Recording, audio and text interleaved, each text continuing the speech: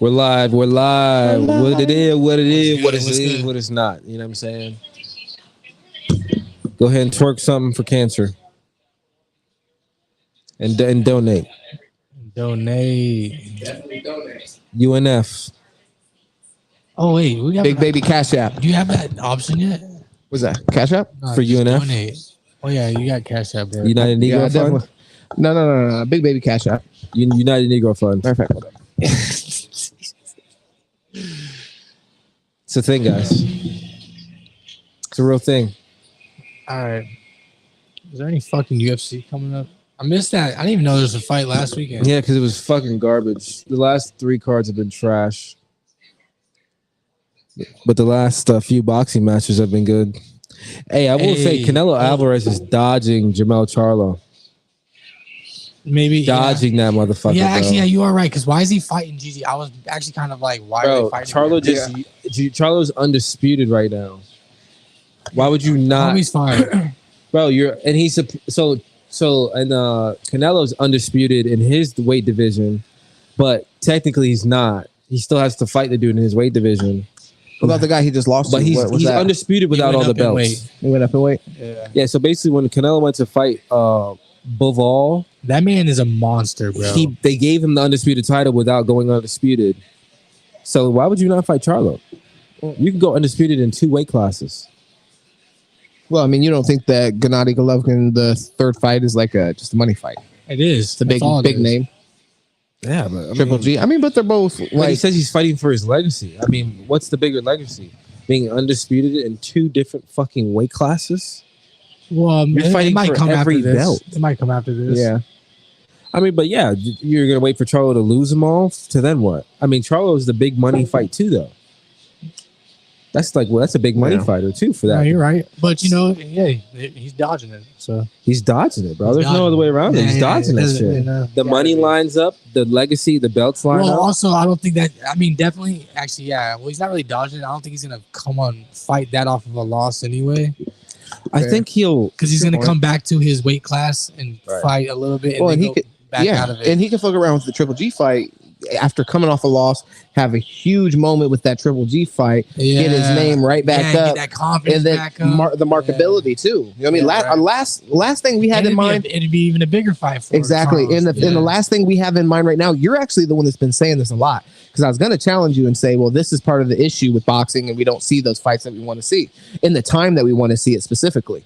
But I think, one thing in this instance, I kind of see it how you've been saying it, where it's like you have the opportunity to build a fight.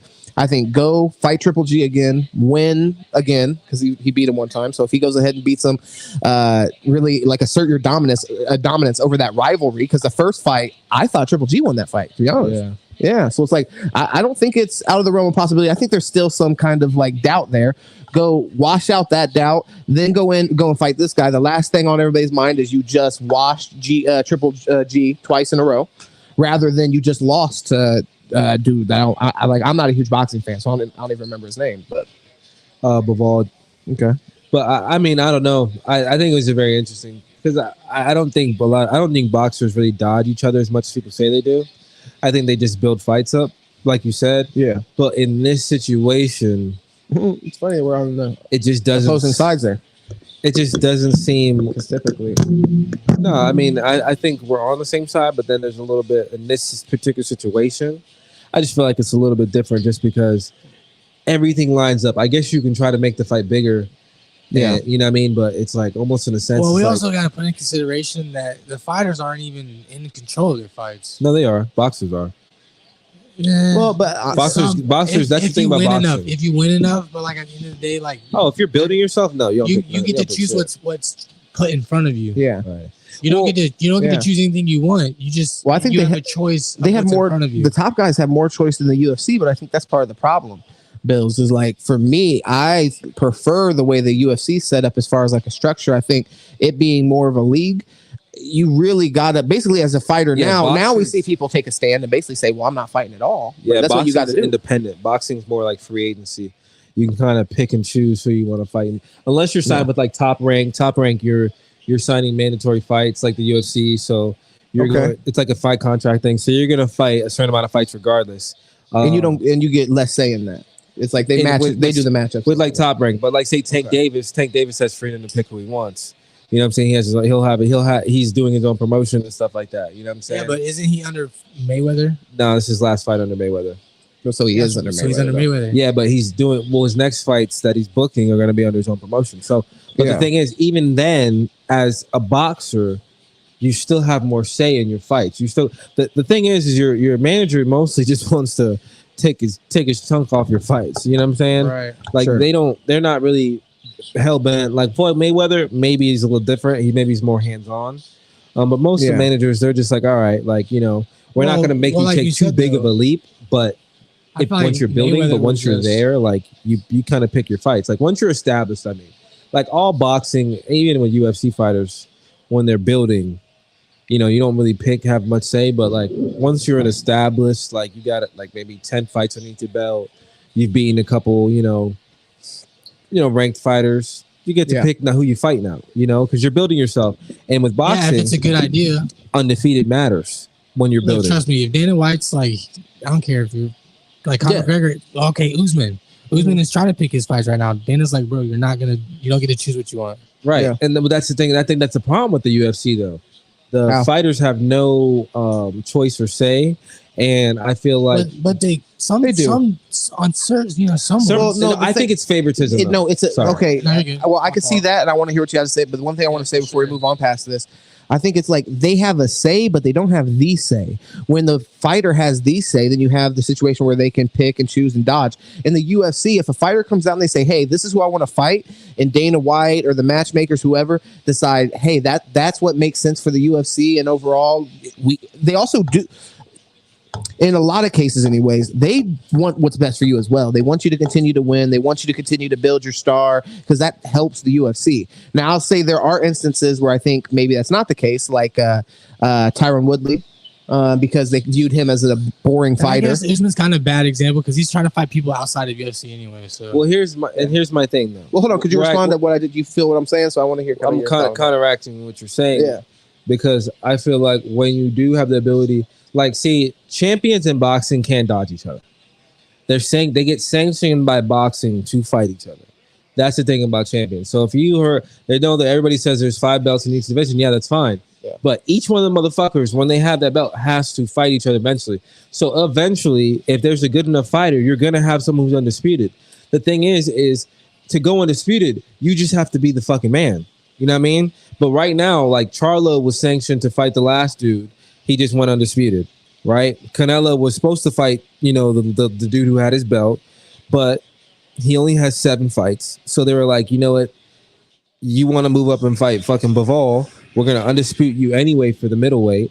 And then you're going to go fight Bivol for another championship in that light heavyweight division. And he did. He lost, but that's why he's undisputed. It's like people try to say like you can dodge in boxing. I guess, yes, in a sense you can dodge when you're not a champion. But then again, you're a prize fighter at that point anyway. So you're really taking the best fight for your family. Because people have to understand too, with boxing, you're getting paid once a year.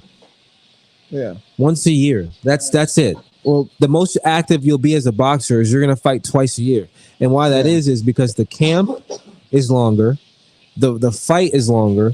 You know what I'm saying? And I'm not saying you're more beaten and bruised because I don't know how that works. Yeah. But I would just want to say it probably takes a little bit more out of you to go 12 rounds. Question about the best fight for your family, though, because although I understand that and I realize that and I respect that. When I say family, can I give you perspective? I mean, not just your immediate family. I'm talking about your trainers. I'm talking about, you know what I'm saying, at your medical team, that, you know what I'm saying, your nutritionist. There's so much that goes into that. Like, but what's that have to do for the sport overall, though? Well, and here's another thing, too, that goes into it with boxing, as people don't understand. Is the way that these boxers are paid. A lot of boxers put other boxers on. So you have the Devin Haney's, the Tank Davises, the Ryan Garcias. All these young guys coming up are coming under the De La Hoyas, the Mayweathers. You know what I'm saying? And don't want to fight each other a lot of the time. Because of that? Because they're... What do you mean? They have relationships. They don't fight each other a lot of the time. No, that's not what it is. Those guys despise each other. They would love their fighter to beat the other fighter. Yeah. But what they understand is if you want it, you could have a Manny Pacquiao. People that control them, so that's why they can't fight. No, they can fight, but it's the thing is they can choose to fight. If these guys want to fight each other, they can. But why don't they want to fight each other? Here's the breakdown. here you're taking kids that have nothing, right? They've worked really hard. They were the best. They're like 18, 19, 20, 21. They're one of the best fighters in the world, right? You guys all could fight each other right now and make a few million, or you can wait 10 years and you make $300 million to fight each other. Luka just fucking wetted that shit. You know what I'm saying? What are you gonna do? Hopefully they're dominating still. But that's the Pacquiao Mayweather thing. You know? Yeah. That's the Bernard Hopkins, De La Hoya. But I'm gonna be honest, the people you just named, they were 30 or something fights in, and they've already fought like the best. But they're in there. But see, the boxers are in. See, people don't understand. It's not like the UFC. Boxers get in their prime late. I feel like we're talking about Manny Pacquiao and Floyd Mayweather. Like these guys again. Yeah. We're 20, 30, 40 fights in. Canelo Mayweather. Otto Mayweather. I mean, you had all these great fights, bro. Those guys fight each other when they're younger. They're not making the same money. Canelo has like 30 something right now, right? Yeah. Fighting boxing. Ryan Garcia has like almost 20. Boxers' careers last way longer. They can fight into their prime because boxing is more about the sweet science. Right. The more you do it, the better you get at it. The more comfortable you are in your fighting style. Unless you get hit. Yeah, but I feel like a lot of what you're talking about, like, I understand, like from a financial perspective, it's like why would this athlete want to risk their like potential, their earning potential, by having this fight and possibly losing early on in their career, not being able to build it up in the future? But it's like that's kind of like they can still build it. No, they can. No, hold on, let me just finish my point then. But my point being is like the UFC is going to have situations where Conor McGregor and Dustin Poirier, they're going to fight at the beginning of their career, and then they're going to turn around and also fight again 4 or 5 years later. You're going to see Conor McGregor knock out Dustin Poirier. And then you're going to see how much better Dustin Poirier got when he knocks him out in 5 years. I mean, so it's like that's part of the benefit to having that league structure. Though, right? Here's the problem with that. With the UFC is, in a sense, that's fine. That works out for some fighters. But most for fighters, what happens is they lose that fight. You feel what I'm saying? Like, look at the one dude, the Dominique Reyes guy. They fought John Jones, right? Yeah. Undefeated coming into that fight, lost that fight. Mm-hmm. You know what I'm saying? Can't get on his fucking feet since. Mm-hmm. Ain't won shit since. It's like there's examples of the opposite. But if maybe you gave that kid a fight that was too much for him too early, you know what I'm saying? And that's my point with boxing. They let you have the time to mature as a fighter. And I think with the UFC where they mess up at, and I actually like that Dana is taking his time with Sean O'Malley. And he's not forcing him into big fights right away. Sweet time, yeah. It's sweet time. Well, that's where I believe that's where the decision making comes in. And that's allowed for fighters. Is Dana's like, here's your list of fighters. You can fight the best of the best, or you can fight whatever, right here. I don't think he does that with anyone. I think he picks favorites. I think Dana's a favoritism guy, but what I will say, I do like the only time you're going to be a favorite to Dana is if you go and ask him for fights. It's the only time Dana's favorite. Dana's favorite fighter is someone who fights and immediately comes to him and is like, I agree with that. I agree with that on one, but I want to actually double down. So I agree with that on one level, but another thing that Dana likes is somebody like Sean O'Malley, who he sees as marketable, can make him a lot of money. You know what I'm saying? So like, because at the end of the day, undefeated record at the end of the day, it is a business. He's not undefeated anymore, though. That's another kind of quiet as kept. Actually, thank you for mentioning that. If he loses 2 or 3 more fights, though, it's like his marketability kind of goes down. You know what I'm saying? Especially this early in his career. If you sit there and pussyfoot, and then he loses to Cheeto Vera, and then what if he turns around and loses again? I mean, that's what I'm saying. What kind of track does that put him on? Yeah, exactly. That's my point. So it's like, say he fought that one dude, slept his ass, and then they were like, "Oh, this motherfucker's a badass," and they put him in there with someone like fucking Volkanovski making his fucking come up, and fucking Volkanovski goes in there and just fucking tears him up. It's like, all right, now his fucking career's over because his mystique, his notoriety, it's just gone now. Yeah. I feel like with the boxing, because Charles Oliveira came back. He's actually a champion right now, and he was getting his ass, not his ass kicked, but he lost a lot. But he's not probably doing pay-per-views like if Sean O'Malley was the champion right now with 1 loss. You know what I'm saying? Yeah, I don't know. Or someone like that. You know what I mean? It's just a different ambiance to the fighter. I think they're still building his like marketability, and also he is. Man's got 1 million followers on Instagram, bro. He's marketable as fuck. No, I'm not talking about him. They want him to be like. They want him to be Conor McGregor. Exactly. And that's what they're building. Like. Conor McGregor was the best-selling thing for the UFC.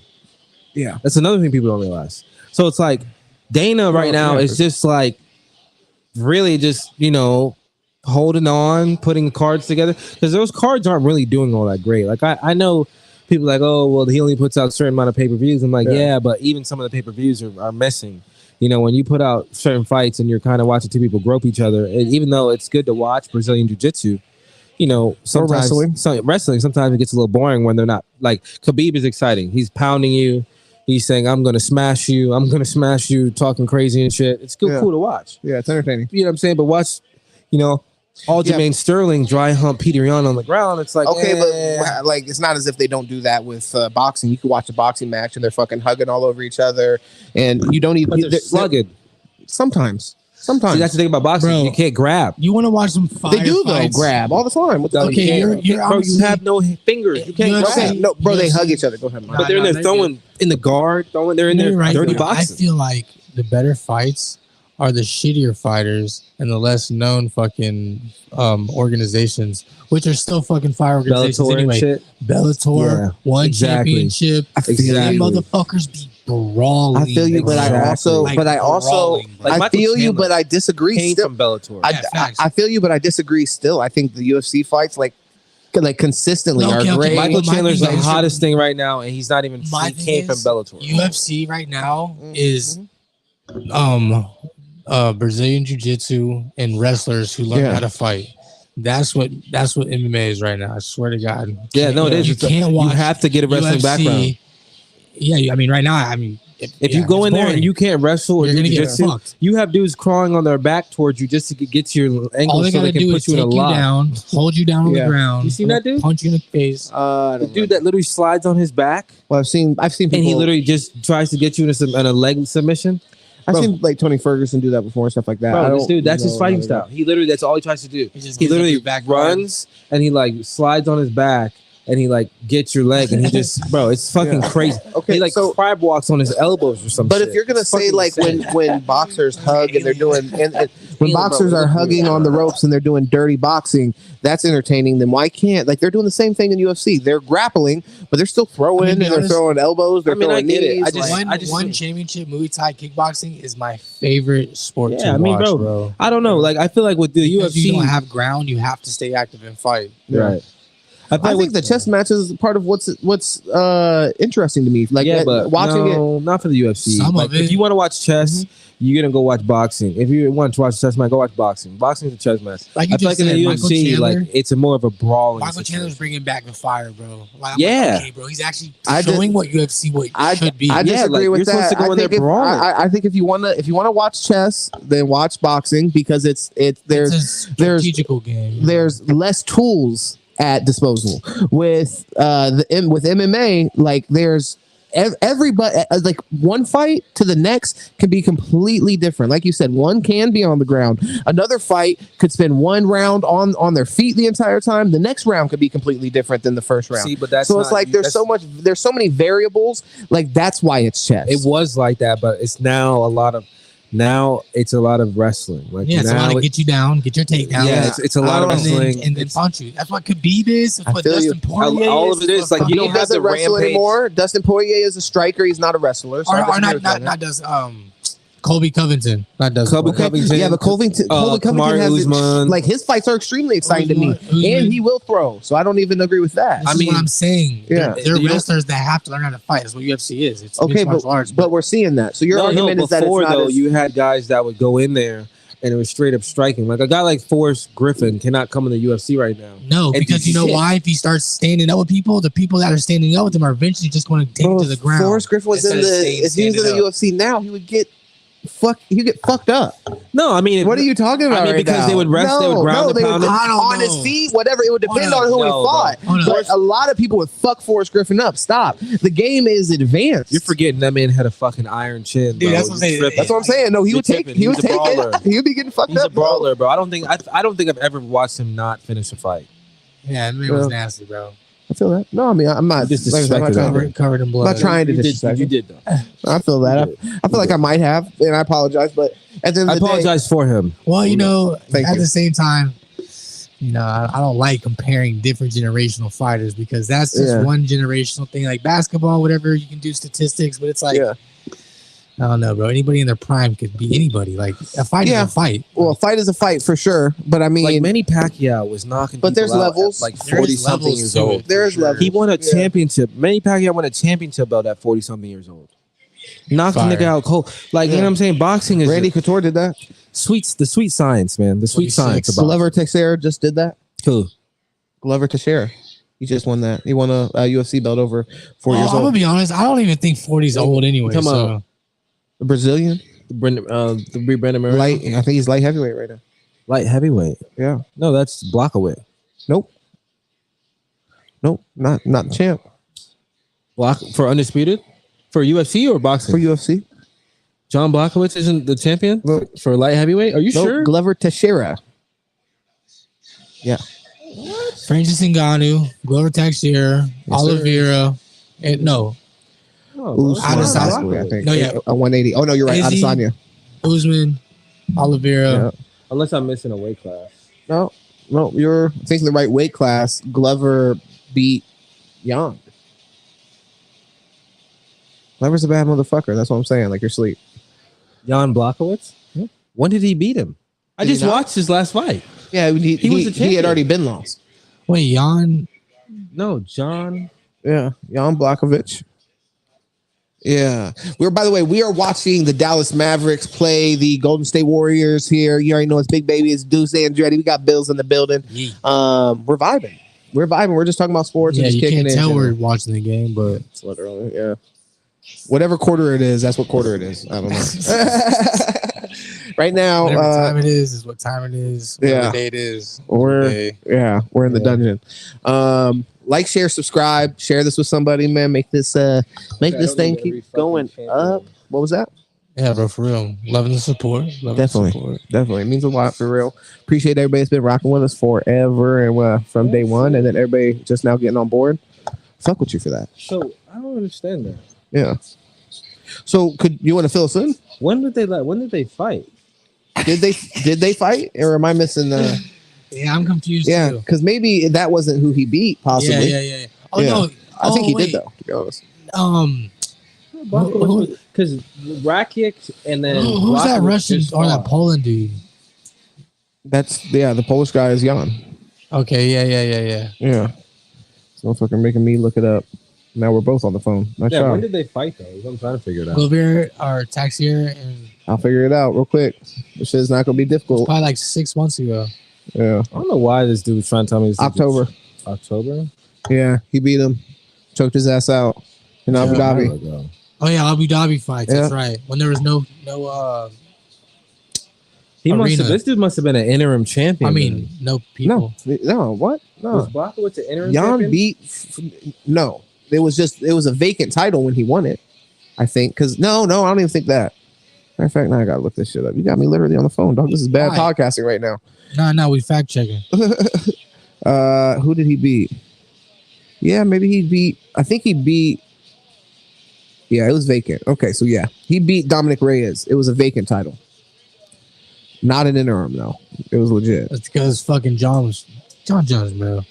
Get your shit Was it together. his title at that time? Oh yeah, I mean, Yeah. who else? Wow, So I mean, Jan- of last year they Oh, fought Daniel October? Cormier was because he got it from Jones. Like, or did he get it back? No, he never beat Jones. No, That's he won it because of DQ. Oh, okay, gotcha. Wonder if it'll just show me the history of the fucking light heavyweight championship. That'd be nice. That would be nice. Yeah, I think it actually might.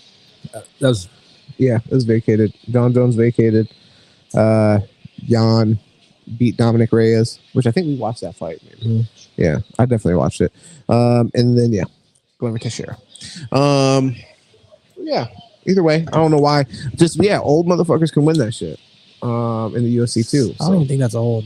I don't think that's old I either. really don't. But I understand it is like from like a lot of people can't perform at that level at that age. So it's old in that way. I mean, not someone 20 years younger than you for sure, but Wasn't Teixeira losing that fight and then choked him out? yeah. No, Almost. I don't think so. Well, I mean, he maybe had a moment, but I thought he whooped his ass. If I'm remembering He was right, but it was a beating him, minute but ago. he kind of caught him Yeah, when he was getting tired, but then Yeah. Glover slipped his ass and yeah, put him out. yeah. What are we talking about? What fight are you guys talking about? The Jan and versus Glover, Glover. like Jan was getting fucked up, and then he was like starting to fuck Glover up Mhm. towards the end, and then Glover, Taxier fucking. That's why you confused me. I'm like, who the fuck is Silveira? Bro, I'm fucking high. I'm like, I'm. I don't know why y'all tweaking, attacked or y'all just let me sound like an idiot. No, Glover. I was cool with it. I knew what you meant, so it's all good. Nah. Huh? I was like, I didn't want to, call you out or nothing. I was just like, damn, I don't know what he's saying. I'm trying not to. No, be you'd be rude. like, bitch, it's tax era. What's the score, by the way, Bill? Can you help me out?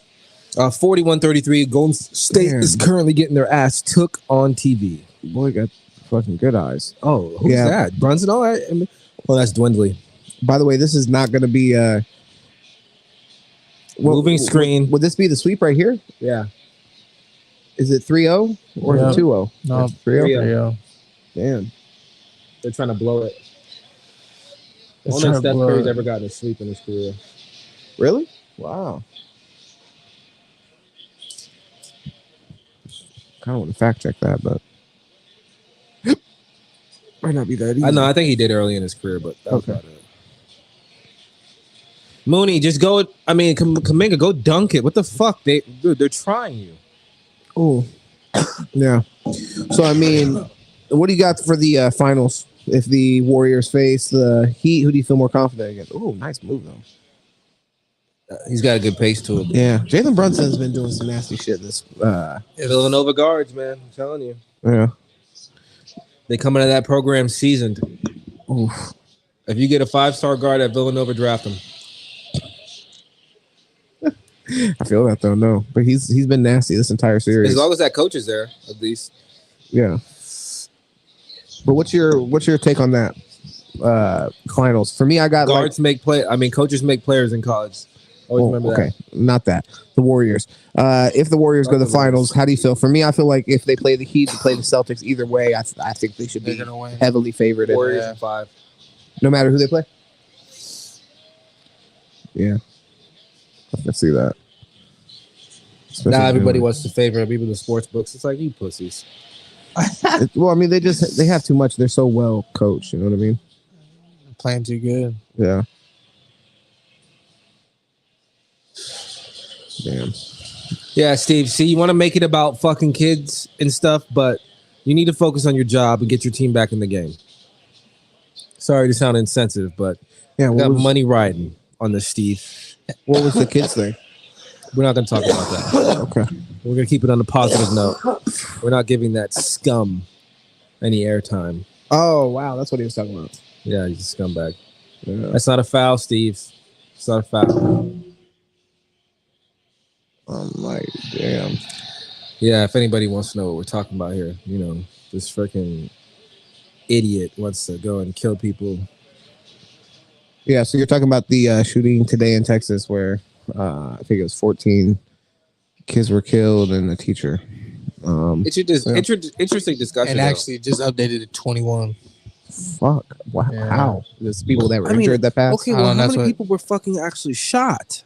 I don't know How's either. the number keep? It was That's 10 what- when I first looked at it. Exactly. That was at 2:00. Bro, are they just finding more bodies? Like, what the hell? Or kids are just not going or making How long it through. was he shooting people before they got there? Before Well, it they even doesn't got the take call? long to shoot that many people in some cases. Nah, brother. Some weapons you could shoot a Hey, lot of people. you know what? No. After I seen that video, who sent me that video? Oh, I didn't even watch that shit. But you can Like, speak bro, on if it. you were in Yeah. a building and you heard gunshots, don't you think? Would you recognize that it was gunshots? I'm a grown ass man. Yes, but like if My you're a point. child or something like If I'm in a that, building and who I feel, knows? if I feel like I heard gunshots in the same building I'm in, It's children, children, bro. and they're gonna probably freeze froze the up. fuck up. Yeah. there's a goddamn adult in there. And you know what they're doing? Also, might have froze the. You know fuck they're up. doing? No, No, she probably they're not. got shot first. They're fucking running towards the killer to try to save these kids, and they're probably gonna. Yeah. Hey, but yo, you're not most people doing those in those scenarios aren't really like trained like that, bro. No, definitely not. And this motherfucker is either dead and that's it, or I'd be burning in paranoid hell. like that. So either way, it's one or the other for him. No, I like so how Texas handled the situation. how they A handle lot of other states, police forces. Oh, you mean they killed him? I didn't say that. I just said I like the way They that did, they though. handled it. You guys Okay. can fill in the blanks. You can look it up for yourselves. Did they kill him, or did he kill himself? I don't know, but he is dead, so Yeah. No. They said they handled it. they handled They it. took care of Nice. Well, They did what they were supposed to do. Yeah, I feel you. What do you do with a rabid dog? No, I feel you, man. I feel you. You put him down. But like, Put him down. I don't know. This is, you know what I mean. I don't know if it's the time or place. No, it's time. Definitely don't think it's the time to have this conversation. Like, condolences to the family, but yeah, rabid dog, put him down. Yeah, I mean, hopefully they did him like the one guy, and put 100 bullets in him. Well, this is my only problem with that. 10 bullets for each kid he shot. Is that like from an emotional perspective, I totally get that response, but if you're able to apprehend them, though, which I don't think anybody should risk their life to apprehend him. He had a gun. Like, I feel you. He had That's a what I mean. firearm. I understand, but he aimed it at me. I'm gonna be completely honest too. If they're gonna fucking put, like when I was in 7th grade, it was the first time I ever got introduced to metal detectors, and then the school was actually like fenced off. Yeah. If they're gonna do that to schools, in certain schools, why don't they do that to every school? Yeah. No, I feel that. Well, I mean, unless he went up to the window and just started shooting in the windows. Who knows? I mean, if you know what I mean, if you walk on that campus or something like that, like, and you decide you're gonna walk through a fucking metal detector, who was really gonna stop you if you're really there to do that? You know what I mean? It's almost like, I don't know. Yeah, you're right. Yeah, like I'm thinking about them too, but I don't know. Yeah, I'm thinking about all the people that were the police on like campuses that I was on. Like I can't imagine they were equipped to handle some shit like that, to be honest, by themselves, which is unfortunate. Like that should be shit that happened down there in Florida, in South Florida, at the little school. Yeah, you had the cop in there, scared. You saw the kid out there busting off that AR. He ain't want no parts of it. It was something like he ran the other way, right? He ran to the parking lot. It's like, hold on, buddy, this is what you signed up for, baby. Yeah, this is what you. No, he signed up to have a gun and no one else have a gun. Like, no, you can't fucking do. You can't expect that, buddy. I feel you. From society's perspective, though, that is where we expect you to step up, though. Like, no, I feel you that's a lot of those people. They're not. 100%. They're not. I agree with you that they're not making the decision. Like, hey, I'm here to stand up for people, no matter what, whatever the fuck. But like that is in reality. You know what I mean? What you're there for at the end of the day. You know what I mean? To protect people. They think that until reality hits them. Like, damn, am I really about to put my life on the line for other people? So that's the first thing I said though when I saw that whole headline about that kid shooting out there in South Florida. I'm like, yeah, that cop literally chose not to do nothing. I'm like, in Florida, there's an SRO on every campus, mandatory, right? So my thing is like that SRO chose to sit there and watch those kids just die. You know what I'm saying? And to me, that just doesn't sit well because that's a part of the job. Like, if you're willing to take the advantages and the perks of the job, like, take the bad with it too.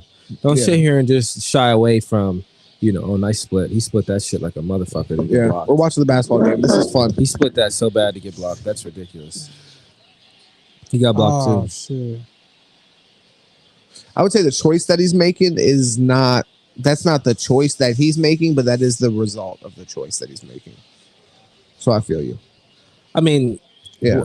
The choice that he's making is I'm trying to save. I heard myself. It was up to 3 cops were there.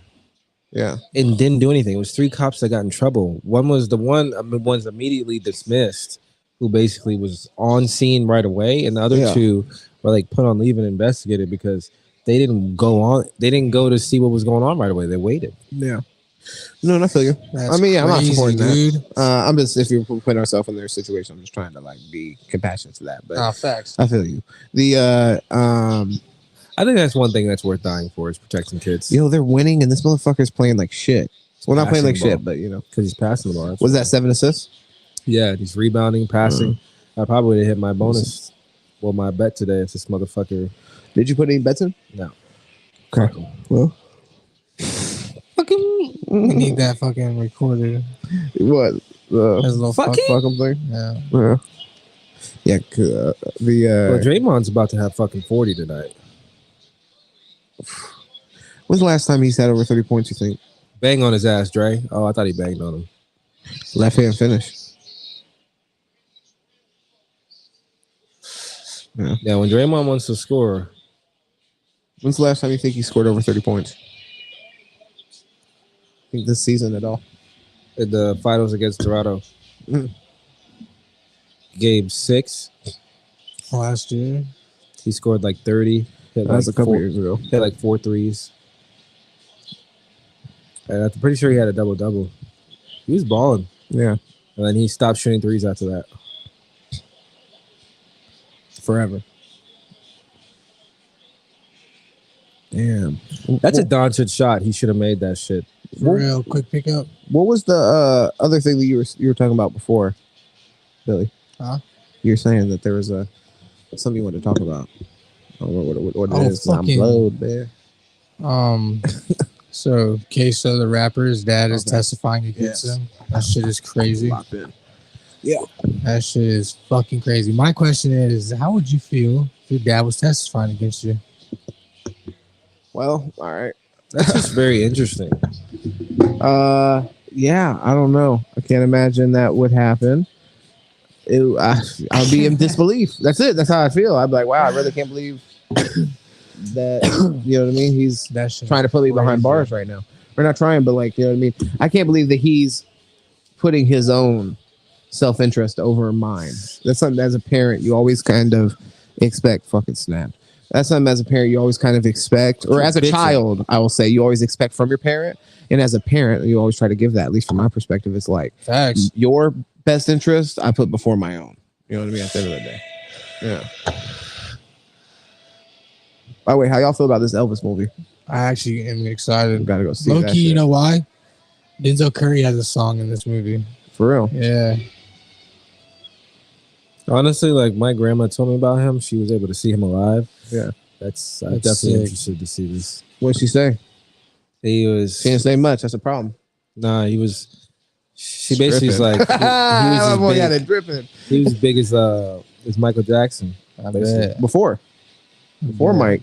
So, well, the thing is, Mike I think was bigger, but it's like because like Elvis came before him. You know, that's how it always goes. You know what I Yeah, mean? right. Paved the way type shit. Right. So it's like he's over here shaking his fucking dick in these ladies' faces, And it's tight ass fucking. and they're like, you can't do that. You can't do that. He's got to fight against that. So then you know, Michael Basically, can they come try to do some come- other you fly know, they- shit that they got to say he can't do. it was against the norm. Touch kids, not fly though. No. Was not fly when he did that. Allegedly. When he allegedly did that, I didn't think that was fly.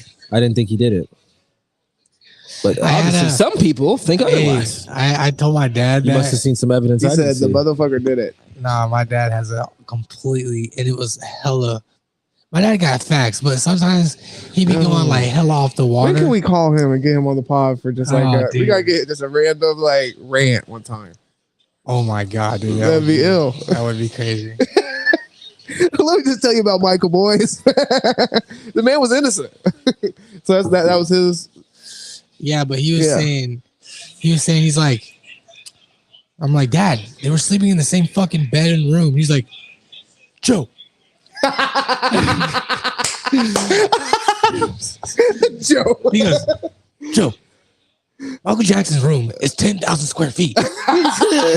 He's like, nobody can even understand that size room because their house isn't even that big. Oh my He's like, god! That's imagine funny. you could anybody. You know how many people could sleep in Michael Jackson's house? I mean, in his room. Right. I'm like, damn, that sound convincing. I'm like, Dad, but he was like Yeah. sleeping in the bed with these little boys. Yeah. And he was like saying this. you know how little big shit. the bed is? The bed could be 5,000 square feet. Well, Could be hey, half the room. Nah, he was just on some other shit. I'm like, did you see the comments on our video? like, damn, I gotta I bring don't know. these up so we can. which so, ones? Well, so we had a viewer. I wish I could give the shout out. I think it was Was it Christy? Discordant. Yeah. Yeah. Discordant Christy. Yeah, shout out to her. Shout out to you. Yeah, shout out to you. She had said like, because she was pretty shitty when she saw that video.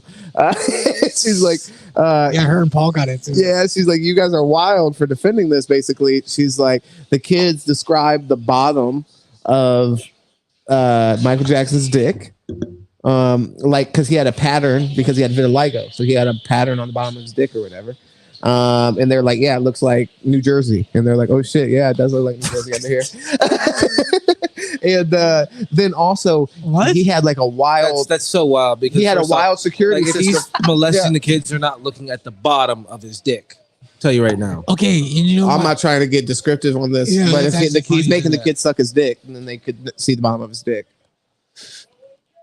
That's why it's like, come on, Everybody man. Like, needs why to do you- something. Ask your woman if she knows what the bottom of your penis looks like. I guarantee the answer is Can no. we call yours? No. Okay. All right. Yeah, I gotta talk with mine first. I'm like, yo, when I call you, you gotta say my shit's bad big though first before you get into it. You feel me? It's a Mandingo Say party. the state of California's on that bitch. Exactly. I got Texas on mine. got Shit. Florida. It's the gunshine cock. The gunshine cock. No, like, come on, we gotta load it. we gotta. Yeah, no, you don't miss. I gotta like pause. Damn, what was we talking about though? Oh, we were talking about Michael Jackson. The other thing that they said was that he had a like basically sophisticated security system leading up to his room. So like if you would even like get on like the same floor of the room, it's like bells and whistles are going off, like, you know, shut it down. But it's like, yeah. The 10,000 square foot room is an interesting point. I will say that. No, that's I was like, that's interesting. It is. My like, thing is, I'm like, how the fuck you know how big his room is? but my thing is, you know, you can imagine. You can imagine Mike got a big room. I don't know. Just now with the certain things is, it's like it's he said she said with a lot of shit for sure. So it's like, where are the fucking facts? Well, it's the same thing with like R. Kelly though. It's like when the people you used to bring up R. Kelly, but like, oh, I don't want to have that conversation. It's like, wait, what? What do you mean? What do you mean by that? Like, when you say people would bring it up about like him pissing on kids? He's like, oh yeah, this R. Kelly's such a disgusting bastard. They're like, oh, what are you talking about? Like, oh, you just pissing on kids? Like, oh, it's not true. Well, and they show facts. They're like, oh, well, I don't want to have this conversation. It's like, oh, so wait, what would happen to him not pissing and touching on kids? I feel like the facts is probably just in the last 10 years too, though. Well, they really did mount at a certain point with him. Remember the video where he was talking? He's like, oh my God. He's like, literally, like, I'm trying not to cry. So he's doing an interview with like. Hey, did you hear that like long ass song? I listened to that 6-minute song you made. What was it? Did he make it from jail? Is it new? Nah, before all that shit happened. It was like. Oh, yeah, he released a song about the situation. Yeah. No, I didn't listen to it. I don't think. That's crazy. You can just sing your response. That's it. Some people can do that. He's one. He's definitely one. Trapped in the closet is like a. Oh, fuck no! Nice try, whoever that was. Trying to fucking change the rules of the game. No, look at him. Crazy. Like, hey, no, man, but I can do that. What are you talking about? Fuck no, dude. Come on. What is this shit? Hey, I'm not gonna lie. He threw that shit on the ground. If the fucking Warriors don't win the next game or this game or the next game, I'm gonna have to hear Ken's theory. What's that? On why it happened like that. Oh, bro, it's gonna be some number shit. I wonder if we could call Ken. It'd be interesting. Matter of fact, we just try. Yeah, just bomb his ass. Yeah. Hey, Ken, if you're watching, get near your phone, Cole. Yeah, stop watching this on YouTube on your phone. Yeah, although I appreciate the view. Yeah, facts.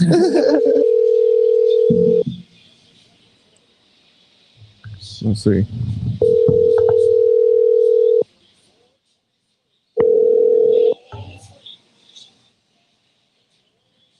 Oh, damn, he actually might be live. What is today? Tuesday. Yeah, mate. Hey, Cole, you live right now? No. Oh, okay, my bad. I thought I was interrupting. Well, you live now? Yeah. Hey, still, definitely go check out Kent. You know what I mean? Like, Kent, go ahead, plug yourself, man. We're live. Do what now? Plug yourself, man. Plug your channel. Go live. Flip the switch, cuz. Come on, you're on camera. This gate's open. Yeah. I'm not on camera. I might be on the show. Yeah, you're on the show. Man. Social media, y'all already know I'm at, man. Holy shit. More subscribers. I've been shouting you out, bro. Well, man, yeah, you definitely been sending us up. I know it's all you. Social media. Yes, sir. Y'all come check your boy out. Wow, what the lit read? None, cuz. We're just sitting here. We're watching the Golden State game, which I know you're doing too, right? You watching Luka? Yeah, I'm watching it. This man you watching it? Okay, I see. This man just fucking lied. I feel like when Luka get the ball, I feel like well, how many points he got? What do you mean I'm not watching it? How many assists he got? How many points? Double. I'm playing. Yeah, Steph did just double. Yeah, I was just playing. Let me read off Luka's stats to you. Yeah, so I mean, go ahead, tell the people how you feel about Luka. You think he's overrated? You think he's trash? You think he's slow? I never said that. Said he's slow. Said that. I said Luka is a great player. He needs to lose a couple of lbs, or about 20 pounds or so. Okay, so you fat because, and the reason why is because y'all said y'all keep comparing him to LeBron. And Michael Jordan. And Michael Jordan. That ain't even a question. Stop it. No, but, he's on that so kind Luka of pace. has 19. No, he's 13. 4 years younger than so me. Luka has 13, 9, and 3. And I said he was a great player. So he has. That has nothing to do with anything. Where's he at right now? Come on, dudes. Hey, chill, Cole. Chill, Cole. He's got 13, 9, and 3 right now at halftime. And he's having his worst shooting performance of this series by far. Yeah. He still has 1 steal and 1 block, 2 turnovers, and 1 foul. The point is he's coming, Carl, and you got to deal with him. You got to stop acting like he's not on that he's pace. having his worst shooting performance. He's 4 for 14. I sent y'all a picture. Nobody responded. Because we've been on live. Oh, Luka don't play point guard. Luka's the point guard, dude. Just get over it, cuz. Luka can play 1 through 3. What he can play 1 through 4. What's your point? I don't care if he's a point forward. He's the point guard for the team. So LeBron James is a point guard, but he's a point forward. He's a small forward who can play point guard. Yeah. What's the problem with him playing point guard anyways? What's that? Giannis plays point guard. Doesn't mean he's not a point. He's power forward. Deuce said, "Oh no, he's not a point guard. He's a forward. He's the point guard." Hey, everybody, this is the fucking group chat. He was the point guard for the team. Yeah, come on, man. Literally, and all the analysts have been saying it also that Luka needs for to that team, but he won't win a championship. He won't win a championship playing point guard. They need to draft a guard, get him off the ball. He's not a point guard. He can facilitate, yes. He's not a two guard. Stop it. Dude, oh my God. Dude. What is wrong with this guy? Luka does well facilitating when he's scoring a lot of points. Don't be cutting and running around nowhere. He's a point guard. Stop it. Bro, what do you mean? He don't because he's trying to save his energy because he carries the team on most possessions. What do you mean? He's 4 for 14. He shot the ball 14 times at halftime. Luka what do you mean? has been the point guard for 4 years on that team. Stop it, man. Can't. Come on. Come on. Stop. I agree with him to a certain extent, but I think are you saying that he's not the point guard? Because I don't necessarily think that's what you're saying. I think you're saying he is the point guard on the team right now, but he's not going to win a championship as long as he's playing that position for the team. That's not going to be the best Luka you're going to get from him. No, that's not. He does better when he's scoring points. And that, but his facilitating is wide open shots. Why is it wide open shots? It's because he's literally drawing the defense in because he's got 3 people around him because he's usually scoring the basketball. He's shooting the ball. He may have 9 assists or whatever it is, but he also has 14 shots. I can't believe this man is arguing that Luka is not the point guard. This is ludicrous. I mean, I'm not saying he's not the point guard right now, Kemp, but I'm saying that's not his true natural position. He's a point forward. Saying that. Now you're changing the narrative on me. No, I'm not. I said he was a point forward in the chat. You can look it up. He's a point forward like LeBron James. LeBron James is a point forward. He probably guards a forward. That's why he's a point forward. He's a point forward. Just because he plays point guard on offense doesn't mean he's not a forward. He's a point guard. All right, he's a new age forward. That's all you have to understand. He's the Giannis. He's the KD. It says guard. He's LeBron James. So out of Giannis, KD, or LeBron James, who do you think is the closest comparison for Luka as far as his game? For Luka, out of who? LeBron, Giannis, and then who else was it? The 3 best power forwards in the game right now. Oh, KD. LeBron, KD, and Giannis. I would say LeBron. Point forwards. But where I'm saying, when y'all are maybe misunderstanding me, I'm saying we stop comparing him to LeBron when I'm talking about longevity, because Luka doesn't take care of his body like LeBron does.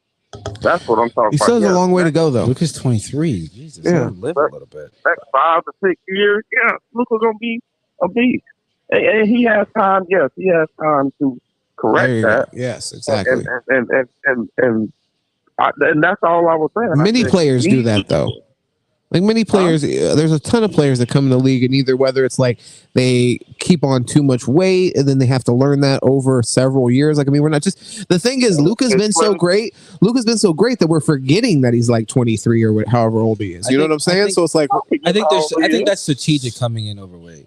Because if you notice, basketball season for 82 games, that's a lot of running. That's a lot of weight you're going to lose running up and down the court over the season. If you're coming in, ain't lost no weight this year. Yes, he has. They even said he lost weight. Jason Kidd said he did hunker down and lose a couple pounds, but I don't think. Coming in 30 pounds overweight is a little much, but I think maybe some players do come in a little bit overweight into the season, just knowing they're going to shed a lot of pounds. You know what I'm saying? So. You know, it's a long season. Has a little bit going into the season, but you see, he out there like he gas. I'm just saying, so I mean, I see players where it goes both ways. You got Charles Barkley. Well, you know what I'm saying? He's a limited athlete. You know what I'm saying? Like he's got athletic limitations. So you may think he's gassed, but like that just might, 10-yard burst might not be his thing. Maybe that 5-yard burst is. He's not going to chase nobody down on the block. All I'm saying is he needs to get in better shape. And yes, he can do that. Yes, he's still young.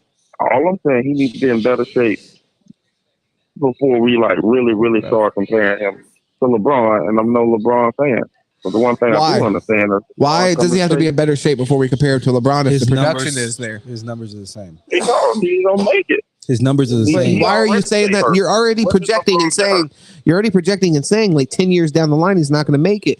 But right now, all we're saying is the production is online with LeBron James, with Michael Jordan, with any of those guys. He's on a GOAT pace. And right now, his projection with where he's been in the playoffs is exactly like LeBron James. He's in the Western Conference Finals, which LeBron was making the Eastern Conference Finals at this time in his career. You know what I'm saying? So you have to really keep that in perspective. Luka is almost exactly like LeBron, man. Like in his play style.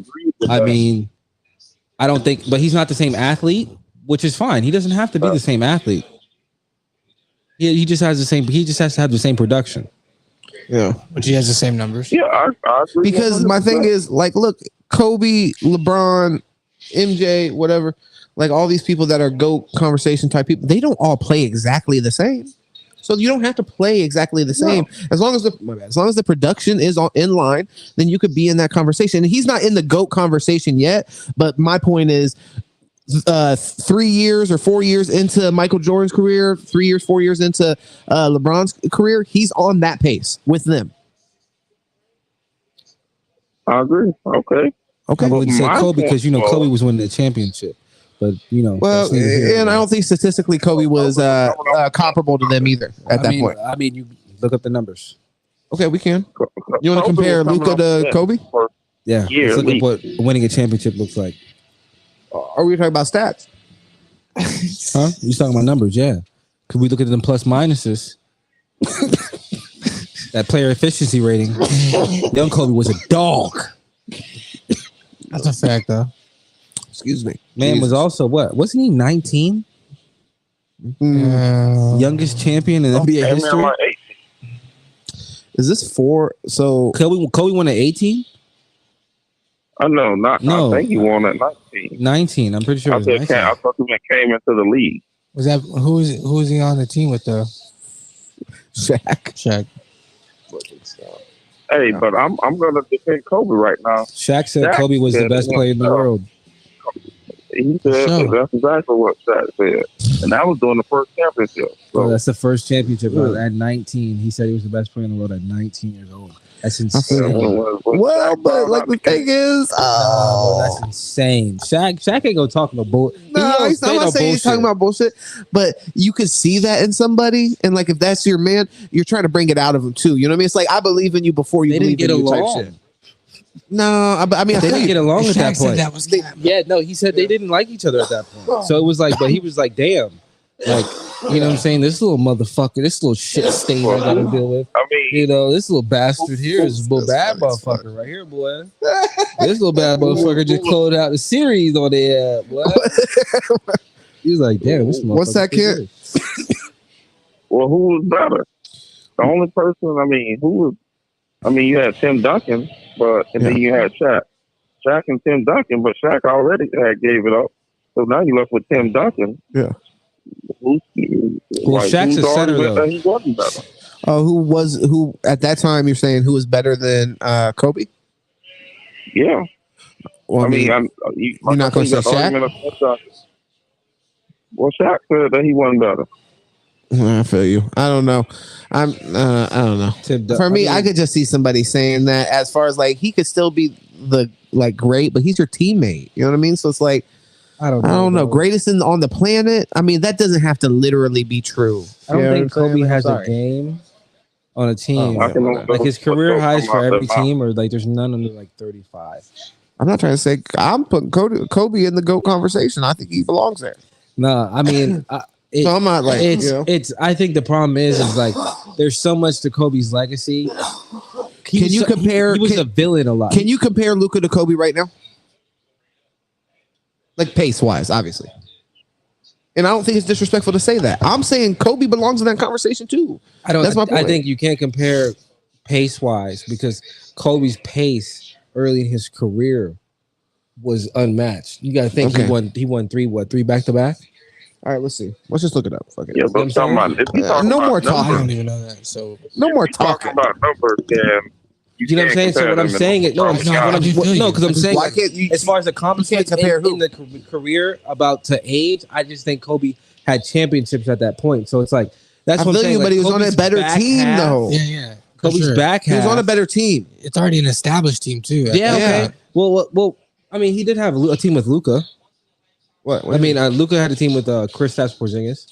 No, not the same. Not the same as Shaq. Stop. Yeah. Come on. Like what? He's literally one of the greatest players of all time on his team. Yeah.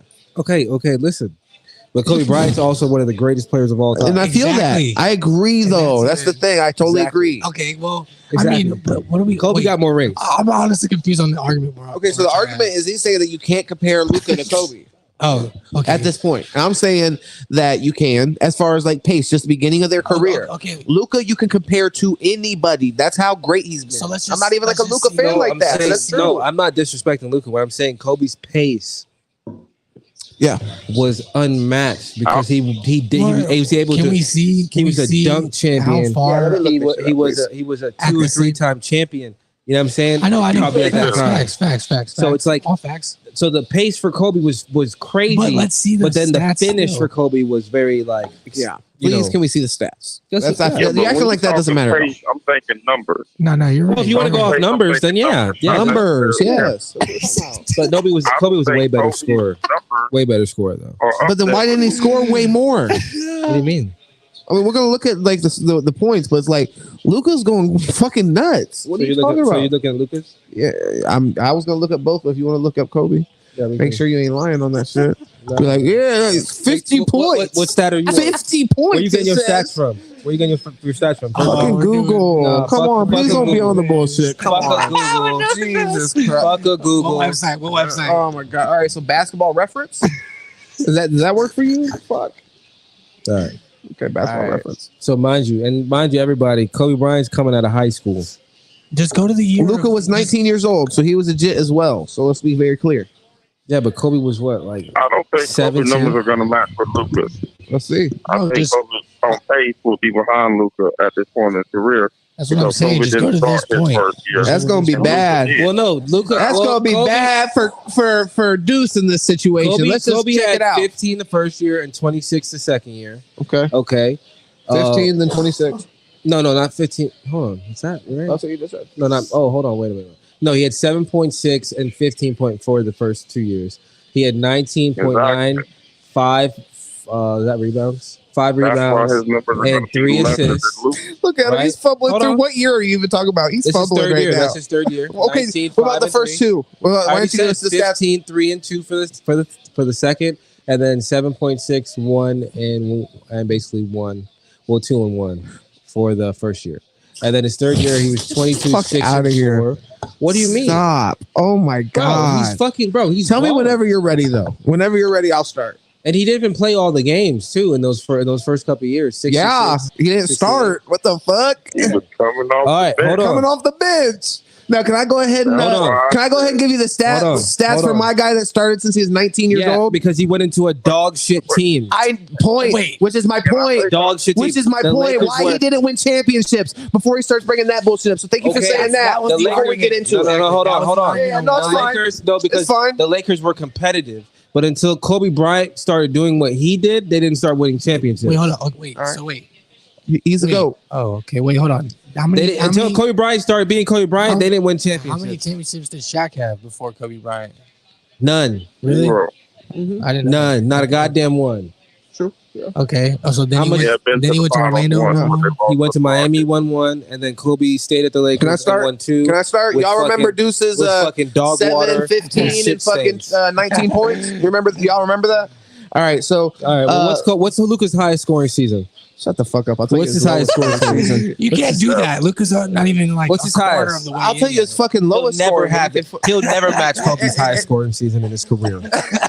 He wants to go for his whole career. I'm saying I'm not even. That's my point. And my argument, I don't even want to compare Luka to Kobe like overall for his career because Kobe got 5 championships. You know what I mean? Kobe MVPs, first team, 100%. Respect to him. And respect to him. How many years though? First team. I said MVP. How many All stars. How many years? Defensive teams. Luka's had 4 years. So he's been in the league 4 first years? teams. How many years was Kobe? 19.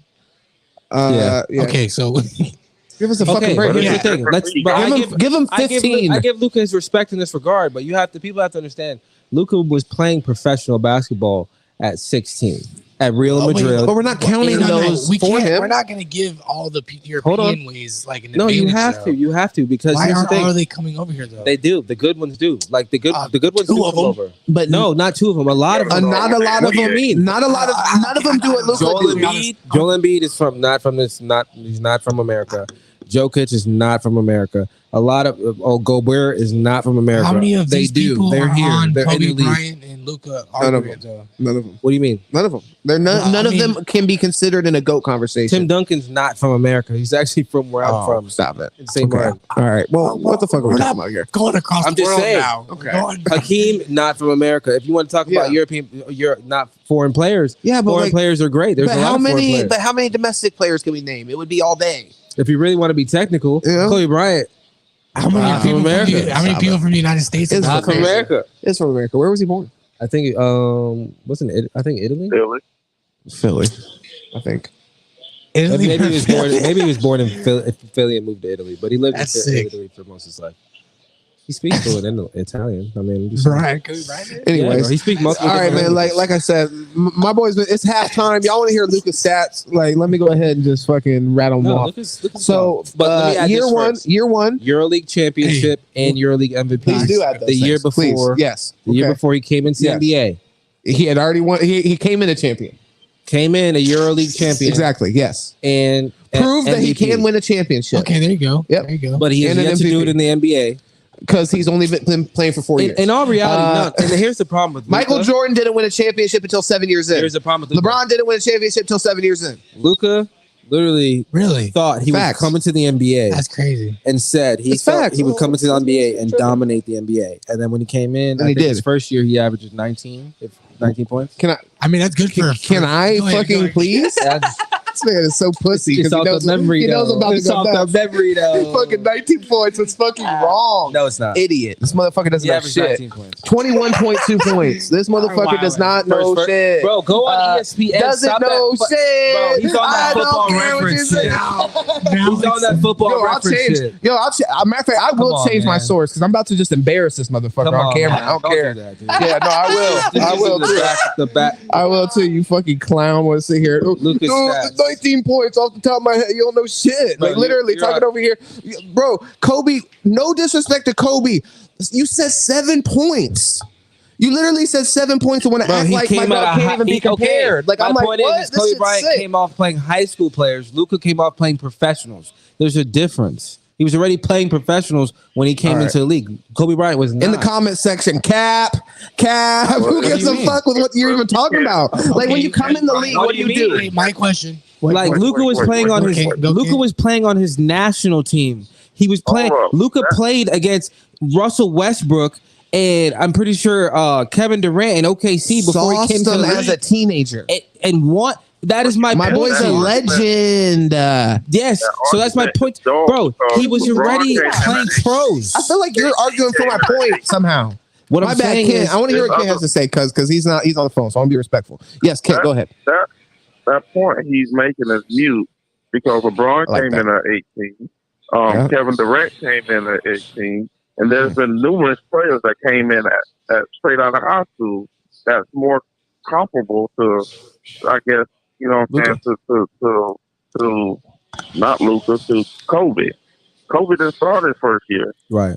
Oh, okay. I mean, Kobe was a lottery pick also. So, you know what I'm saying? And he wasn't, he came into a, he came, I mean, he wasn't. He was picked number 13 by Hornets. So that's not at the lottery? No, I don't even fucking know, I guess. I mean, I guess not. But what I'm trying to say is he wasn't the he came into a team that was trying to win. They weren't yet a championship team, but they were trying to win. So he wasn't really looked at or to really come in and contribute right away, even by his peers. The thing is I feel like people fail to realize is like LeBron James came into a Cleveland Cavaliers team that was the front office was looking at him to literally be the franchise. Same thing with Luka. Same thing with Luka Doncic. When they drafted him, they looked at him to be literally the face of the franchise, and they built everything around him. When you get that type of backing behind you, yes, you're gonna produce those numbers. You're gonna get more shots. You're gonna get more plays ran for you. So yeah, you're gonna produce more. And I'm not saying that it's not great, but I'm just saying you got to kind of keep perspective here. Kobe Bryant had to grind and really kind of took his place. You know what I'm saying? Yeah. He caught up. They kind of had that. He caught up. Kobe was not a lottery pick, by the way. So what was he picked? You just said he was picked 13. 13, yeah. I didn't know y'all heard that. My thing switched in my head. Oh, Lord. Yeah, we heard everything you said. I thought I'm going off what you said, Kent. I thought you talked to him. Yeah, I was talking to him. I just I'm like, wait. I'm saying I'm going off what you said, and you told me he wasn't a lottery. Yeah. No, he was picked number 13 by the Hornets. So that's not lottery, Kent? That's what I'm trying to figure out. I don't think so. I thought the first 10 was lottery. If I'm going off NBA 2K, I think that's lottery. What are the new stats? I think that's lottery. Lucas I thought it was first 15. Yeah, you ready for Lucas stats off ESPN? Yeah, I already looked at him. Yeah, go ahead. Yeah, you fucking pussy. No, I looked at him. You know you're goddamn You were taking wrong. forever. I was taking. Oh boy. All right, so 21.2. That's his rookie season stats. Not 19 points. Definitely not fucking 7 points. He also had 6 assists and 7.8 rebounds. So I think he also had more stats in both of those categories. Let's see here. Never mind, I'm not going to get crazy. Actually, yeah, 42% field goal percentage. So, you know what I mean? He is being decently efficient with it. You feel me? Also, so the next year he went ahead and gave him 28.8 points. So definitely not 15 points, I think is what you said. And then he had 8.8 assists a game, 9.4 rebounds per game. After that, 27.7 points per game, 8.6 assists, 8 rebounds. After that, 9 rebounds. Then he had 8.7 assists and 28 points per game. That was this season. Basically, on an all-time pace, I would say. Top 14 picked the lottery. What was that? I guess Kobe was lottery. Top 14 the lottery. Top 14. Okay. And then Luka hasn't played a whole season in his career.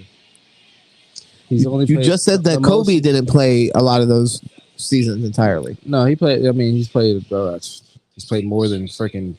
Luka has not played a single season. Motherfucker, what? He's played more than one in his whole career. Luka has not played one in his first 4 years. Luka's career's not over though. Luka hasn't, bro. He has 3 games where he only played 60. He's missed almost what 15 to 20 games. Yeah, I feel you, but I mean, that's not his really, first season was the first year that he played 72 that year. That was the most. But what's your point with that? Does that take him? Are you saying that because of that, even though he scored 20 points a game, he shouldn't be compared to Kobe Bryant, who scored 7 points a game? His highest shooting percentage is 35%. I mean, he has some areas in his turnovers. He averages 4.5 turnovers a game too. That he can improve on. I mean, and then he has in the playoffs right now. He's averaging more than anybody ever, averaging I think 38 points a game. Yeah, bro, but that's what I'm saying. Okay, so he can score. He can score. That's my thing. He's a scorer. We know he's a scorer. The thing about the facilitation thing is he just scores he facilitates off his scoring. So he's not really like a point guard. He's a point forward. Oh, okay. I like what you're doing. All right, nice. Yeah, you brought it all the way back. You know what I'm saying? Shit. No, he's not. Yeah, let's get back to it. But like I'm saying, he's a point guard though. No, he's not. That was funny. And that's why he's averaging he averages 8 rebounds for his career, about 8 assists. You know what I'm saying? His first year, he only averaged 6 assists. Why? He was playing the true point guard. The point guard. Well, actually, so according to Basketball Reference, real quick, according to Basketball Reference, the only year that Luka hasn't played point guard was his rookie season. They said he played shooting guard, and he was averaging 21 points. 21 points and 6 assists and 7.8 rebounds. And they made the playoffs that year.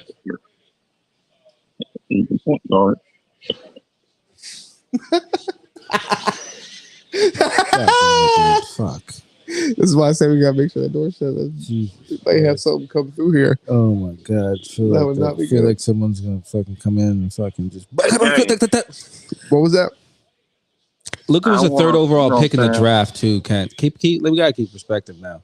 Kobe was the 13th overall lottery pick. Yeah, but the thing is, you said he can't be compared to him though. No, what I'm saying is, it's like, I mean, okay, like what? Okay, so what? How old is Luka right now? I was being nice. I said Kobe at this point. He's 23. Okay, 23. So what was Kobe accomplished by 23? That's what I'm saying. I mean, if you want to stack it up like that, that's what I'm trying to say. If at 23 Kobe Bryant had championships under his knee, but you can't only rely on the championships because that is a team. It's not about championships. Yeah, that is a team accomplishment. It's about just sheer number. Yeah, because you get a mountain, dude. Yeah, that'd be amazing. It's about winning, guys. Sports is about winning. Okay, so when we're talking about guys, we're not doing that just to crap with trying to water. You can't water everything down. No, you cannot do that. You can't just say, "Oh, you can't." We take the whole cake. Stop doing that. We're gonna take the stats, of course, but we're also going to take the winning. The winning. I think we can consider that the winning, but matters. That's a big piece of everything. It's a piece of it because it's the biggest piece because if motherfucker didn't win, piece, I don't know about that. It is the biggest piece because the motherfucker didn't win. Because you don't talk about him because you don't have the most control over that. No, because you don't talk about Tracy McGrady. They didn't win shit. You don't talk about Charles Barkley. Why? Because they didn't win shit. Winning matters.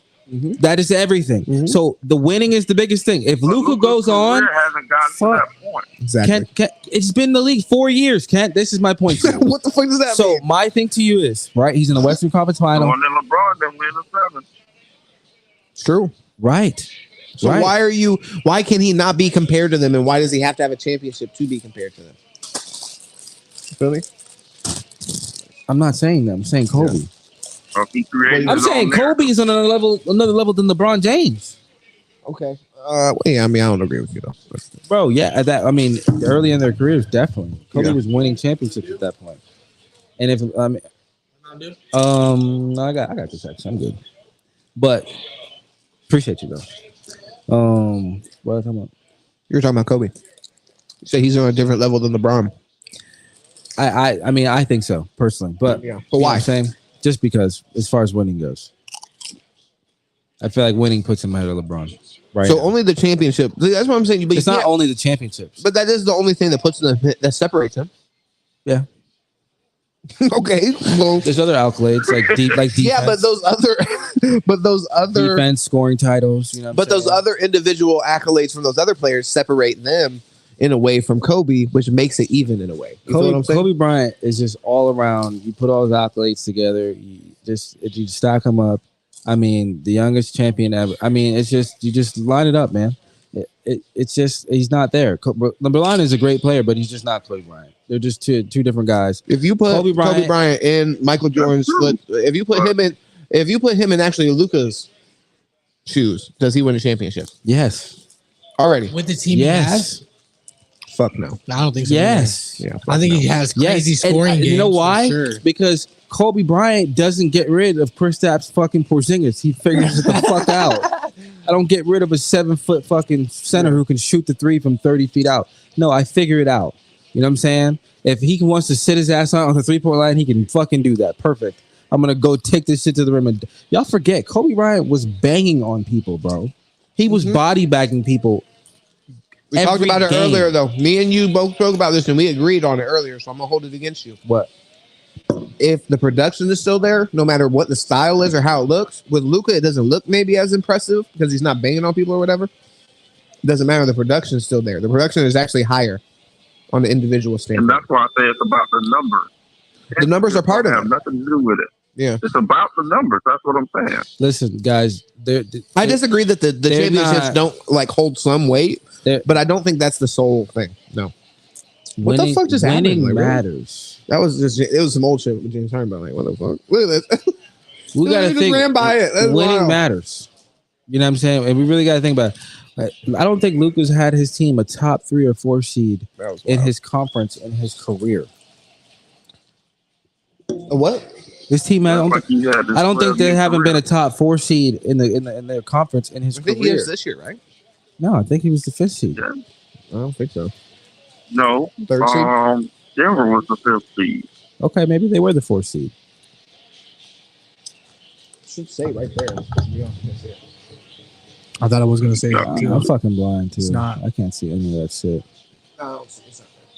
They don't stop. They I'll stop look it doing that shit. Actually, yeah, that's stupid. I don't know why they used to do it. It was there last game. Yeah, I like to be reminded where people are ranked. Like, come on. Yeah, no. I mean, maybe it's because No, it is 3 and 4. They're the 4th seed this year. Because Golden State's 3. Utah was the 5th. Yeah. So you picked a really Utah's bad the number. 5th. So Denver was the 6th or 7th. Probably 6th. Yeah, because they made it. Yeah, so that's a really bad number to choose because they're 4th this year. I mean, it doesn't matter. Unfortunately, okay. This is the highest they've been. It's the highest they've been, which is great. So Awesome for him. Getting better. He's getting better. Okay. Well, we'll see. And the what he guy can that do. you're talking about, Chris Stapps, he's not on the team now. They're better. Okay, Explain that's that. fine. All right, so we'll see. So we'll see what he can do with another superstar, and he can't dribble the ball all fucking game. Would your argument be different if it was like 2-2, like the series was a little different? No. I don't, bro. I think Luka's great. No, I'm not saying. I was telling Ken I think he's great, but I just don't think when it comes to on that level. I mean, we got to see it first. I hear you. We got to see it first. He hasn't shown that yet. Yeah, I mean, he can put up numbers, but we've seen guys who can put up numbers. If Kobe was put in LeBron's saying? position, do you think he would have won a championship with that first Cleveland team? He would have figured it out. So It less would've been confident. definitely more competitive. Because Kobe my thing is, got at least one game. my thing is Kobe wouldn't have have allowed that franchise to not put the pieces around him. You know what I'm saying? Right. Or he would have fucking probably ended up leaving. He wouldn't have stayed. And then they would have put the pieces around him. Right. Or he would have, they would have had to. He wouldn't have sat there and was like, you're going to find a way to get rid of fucking picks, whatever you have to do, but you're going to get me some help, you know what I'm saying, so we can win a championship. And Kobe wouldn't have, Kobe Bryant wasn't the type of person like, oh, give me a superstar. He was just like, just give me help. Well, but that wasn't his era. No, he was like, just give me help. A lot of players weren't like, give me a superstar in his era. Like, he's like, give me Pau Gasol, pretty good big. You know, give me Ariza. But it wasn't give me necessary Odom. because he was a lot of other. Big. That was the championship. What do you mean? Yeah, but Pau Gasol wasn't Everybody great. in the league said that was. Everybody in the league said that was unfair.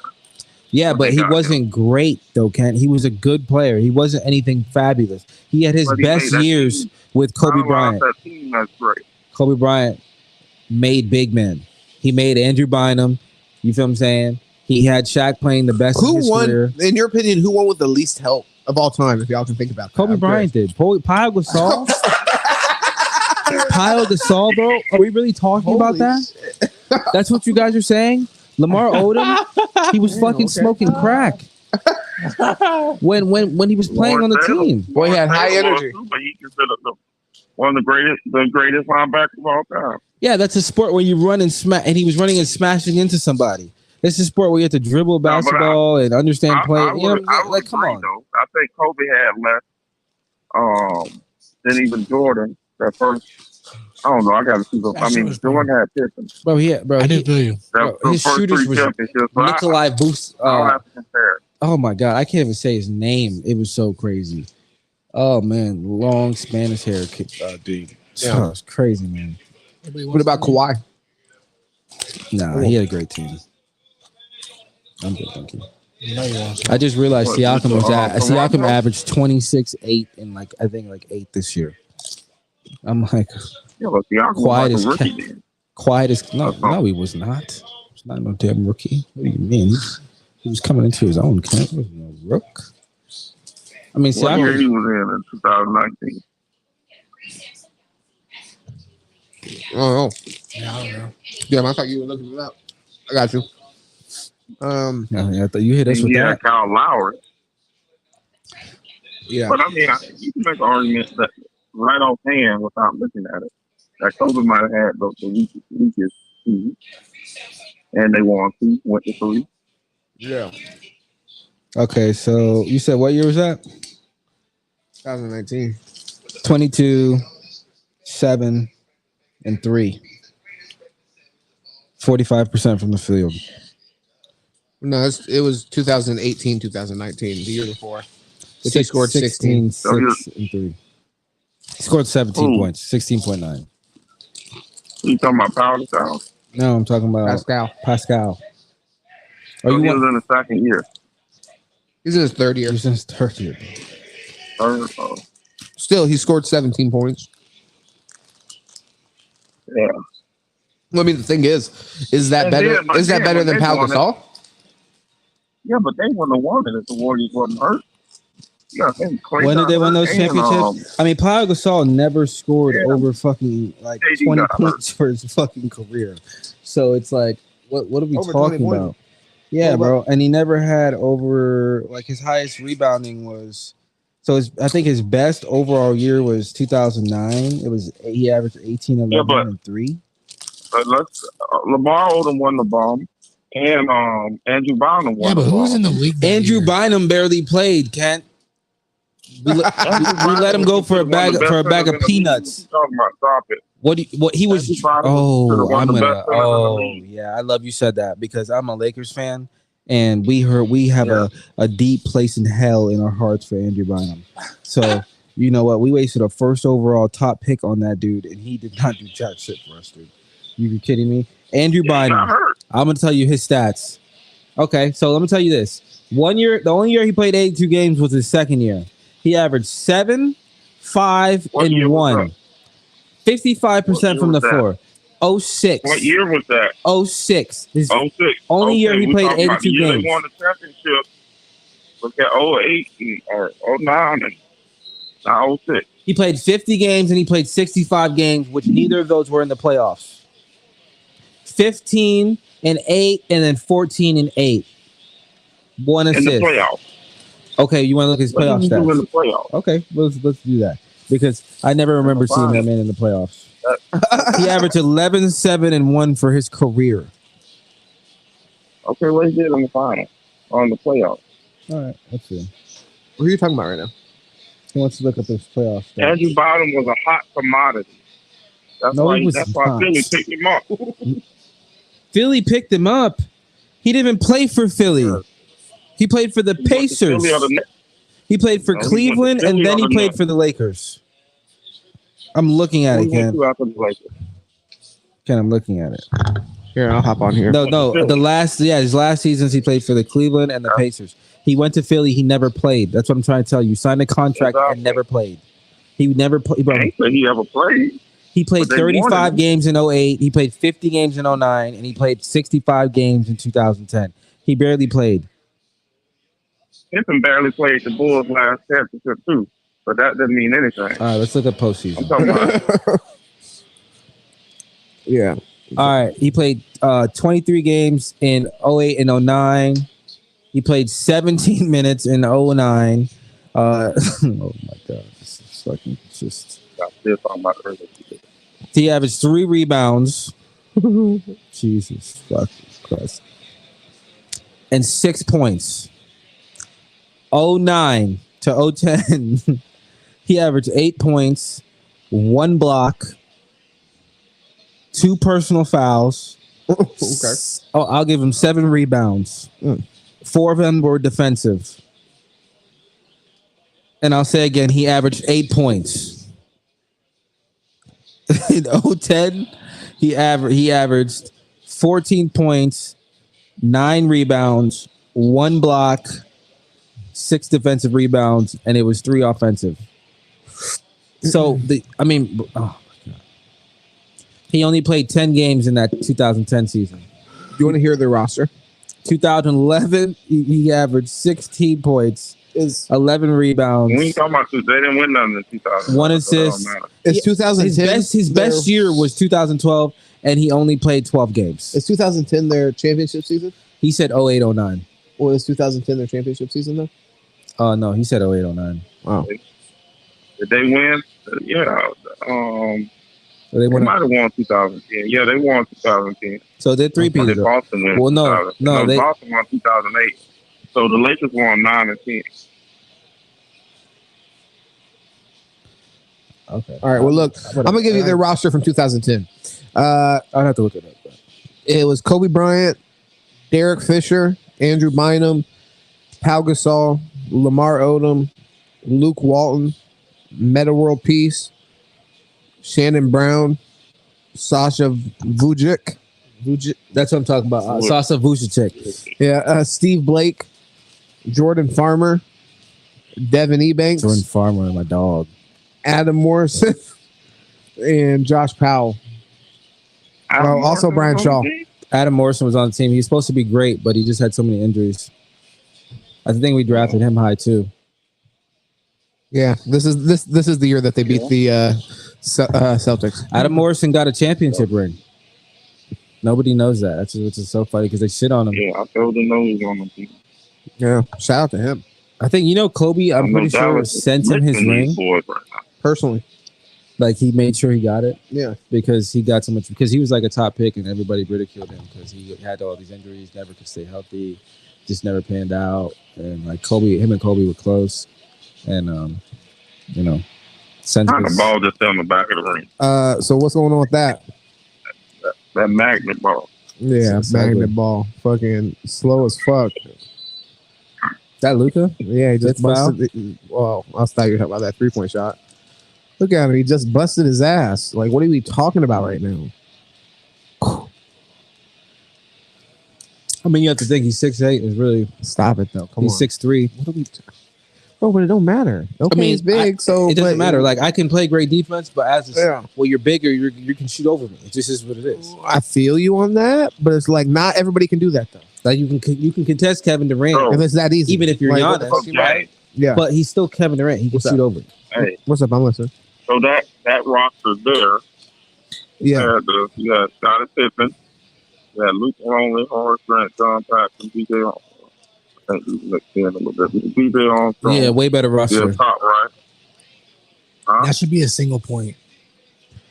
That was Livingston, Will Purdue, Dennis Thompson, and Craig Hodges. So what are you saying? You're saying Michael Jordan had a worse supporting cast? I mean, I really don't know. I'm not saying he does. Where's Kobe Scotty? Where's Kobe Scotty Pippen, man? Where's this top 50 ranked player, man? Yeah, but he had better. Well, I ain't gonna say better. I said it's debatable. But when you have really his person would be Lamar Odom. Okay, I mean he actually played the point forward. Yeah, but he's not no Scottie Pippen. I mean, I like Lamar, and I feel like he could have been that guy. He could have been on that. He could have been that kind of guy, but he wasn't that kind of guy necessarily on the Lakers. I don't think. You know what I'm saying? Like I feel like he came in spurts, and I love Lamar. I think it's debatable, more debatable. So I mean, the Bill Cosgrave, you got Will Purdue, you got Cliff Livingston. Whoever heard? I mean, obviously I've heard of those players, but most people haven't. Judd Bushfield.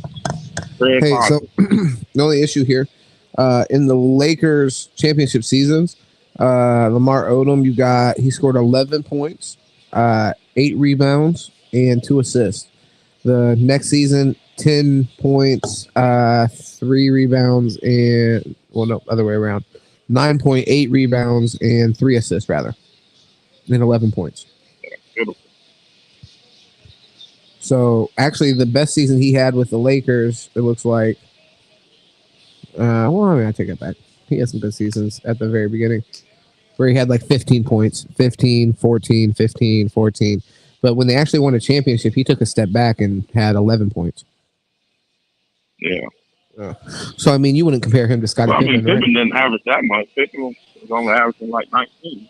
But, yeah, I mean, I think it's a big... Only 19? Kobe would have loved to have 19 points. Yeah, but holy shit. Kobe got 19 points. He's beating the Pistons. And he's beating the shit out of Boston. Had the least amount of offensive help of all time. Two or three of those Bulls teams. Not getting 19 points from Scottie Pippen. I understand Scottie Pippen scored 19, but you have more people averaging more points with the Lakers than you did the Bulls. Here's the problem with that. Of course you did, because they're scoring more points nowadays because the 3-point shot and stuff like that. Those games weren't high scoring like they are now. So of course the margins are going to be. You want to hear Scottie Pippen's stats? Yeah, let's hear Scottie. I'll give you every championship season. So the first championship season, 17 points, almost 18 points actually, 17.8 points, 6 assists and 7 rebounds. The next season they won the championship again. He scored 21 points, 7 assists, and the only season. Huh? Yeah, those 20. I think that's the only season. But anyway, go ahead. The only season he had over 20.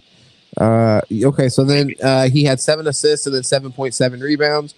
The next season he had 18.6 points and he had 6.3 assists and then 7.7 rebounds.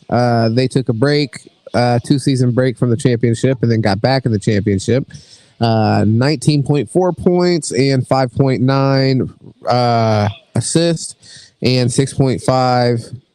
Damn, my bad. I keep on have to go back down. 6.4 assists. And then the next season they won the championship again. So he scored 20 again, 20.2 points, 5 assists, and then 6 rebounds. And then the next season, 19 points again. They won the championship. 5.8. That's the season he barely even played, even in the finals. 44 games. And in the finals, he had back-to-back. So he didn't even... so one thing, the first 3 years... I will say he did average more in the playoffs, though. So he averaged that first season where he didn't average 20 points. He averaged 21.6 points in the playoffs. The season that he did average 20 points, he actually averaged 19.5. The next season they won the championship, he averaged 20.1 points. And then the three-peat championship after that, the 96, 97, 98, he actually scored less points in those, 16.9. What year did you say that he barely played in the playoffs? Because it says that he played a lot in the playoffs. I think that 98 season, that's the year he was complaining about his contract, and he came back to the season to the team late, and then not the whole playoffs, just the finals. Yeah, he played, but his minutes were low or something. Well, it says that he averaged 39 minutes in that playoffs, and he played 21 games. Yeah, that final. So. I gotcha. Yeah, no, I feel you. Well, I mean, either way, I don't know. It's interesting. It's interesting to see the players put it next to each other. But that 17 points, if you take like Lamar Odom, and then Pau Gasol was averaging 17 points or so too. So yeah, but Lamar was averaging 11 points. Yeah, but I'm saying Pau Gasol because nobody else on the Bulls was averaging that much. So Pau Gasol almost matched. But who could Kobe go to? Who could Kobe count on as the number 2? I think that's Deuce's point. It was Pau Gasol, and you wouldn't compare Pau Gasol and Scottie Pippen to one another. I got yes, you would. Why not? We're talking just a number, not as a player, but as a number. Even the numbers aren't even really that close, though. Yeah, but the numbers aren't even that close. You got Scottie Pippen going over 20 points several seasons. He also has like around the same, if not more, rebounds in some seasons. And then you know that, we all know that he's a way more versatile defender than Pau Gasol is. 1 through 5. Right. So correct. Yeah. But Lamar Odom was a good defender. I wouldn't say on Scottie Pippen's level. He's not. Scottie Pippen's Pippen. next level, man. I'm sorry.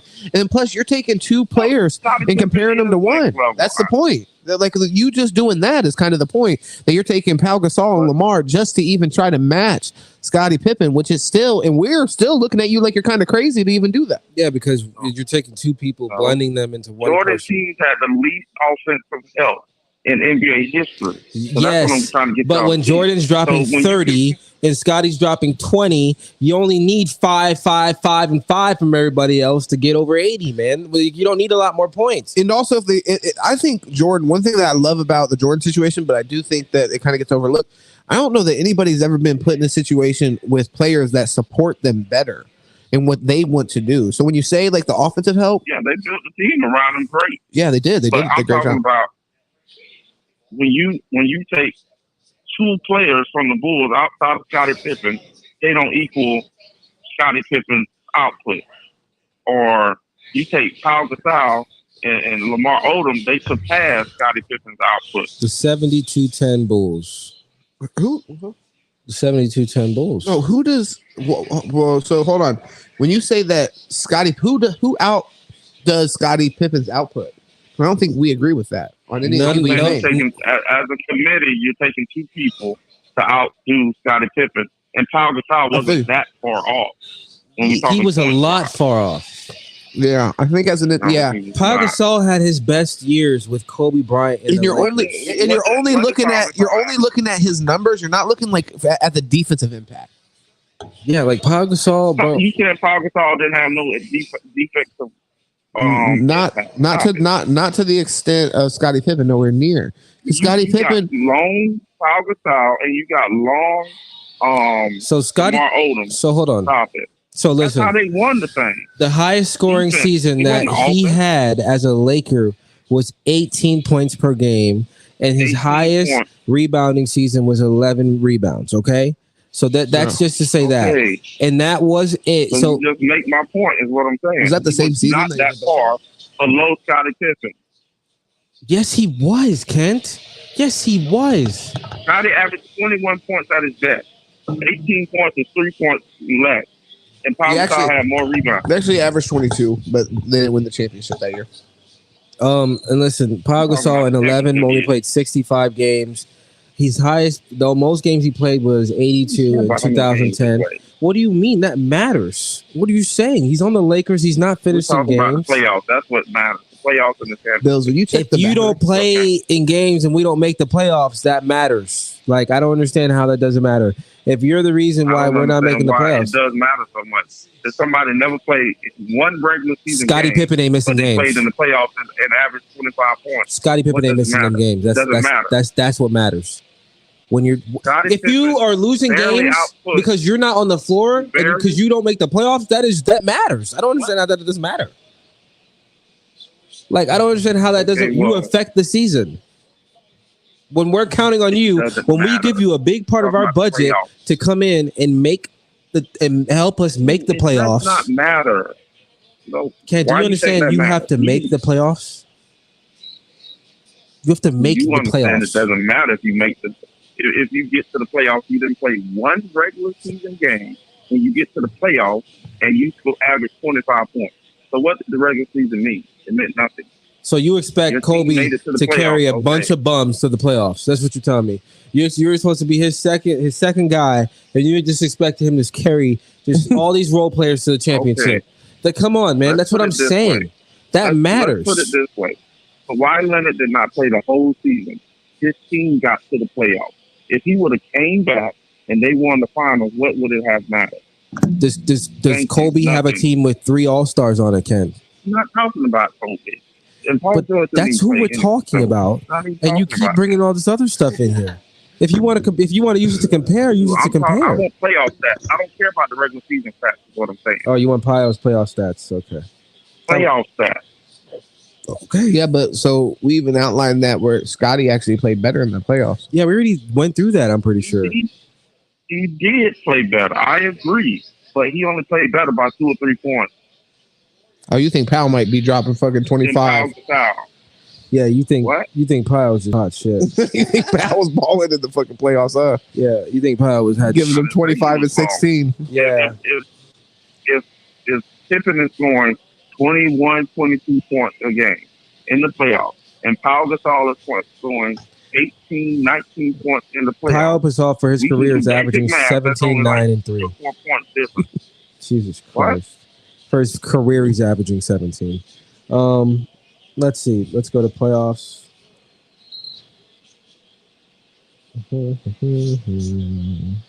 Okay. 2010 season, he only averaged 13 points. 2012 season, 12 points. 2013 season, 14 points. 12 and 13. Just talking about the championship years. 2008 only averaged 16.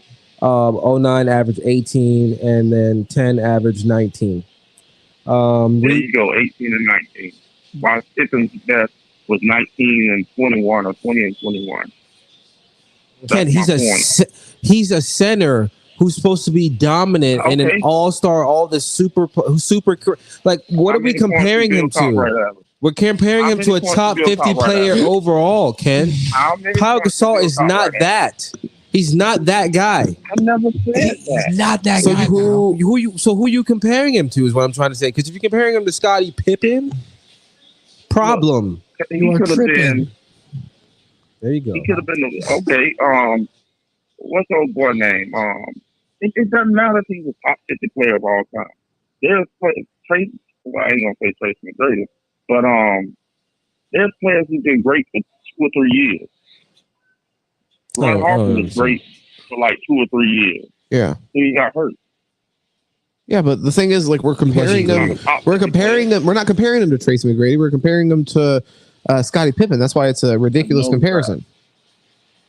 Not a ridiculous. Yeah, because Tracy McGrady didn't win anything, and so yeah, it doesn't matter. Yeah, I didn't say Tracy McGrady. I said not Tracy McGrady. I was not to say Tracy McGrady. Okay, I feel you. I'm glad you corrected yourself. Yeah, what the fuck were we even talking about then? Yeah, I mean, so it's like, but regardless, Scottie Pippen averaged that's on 20, 21 points.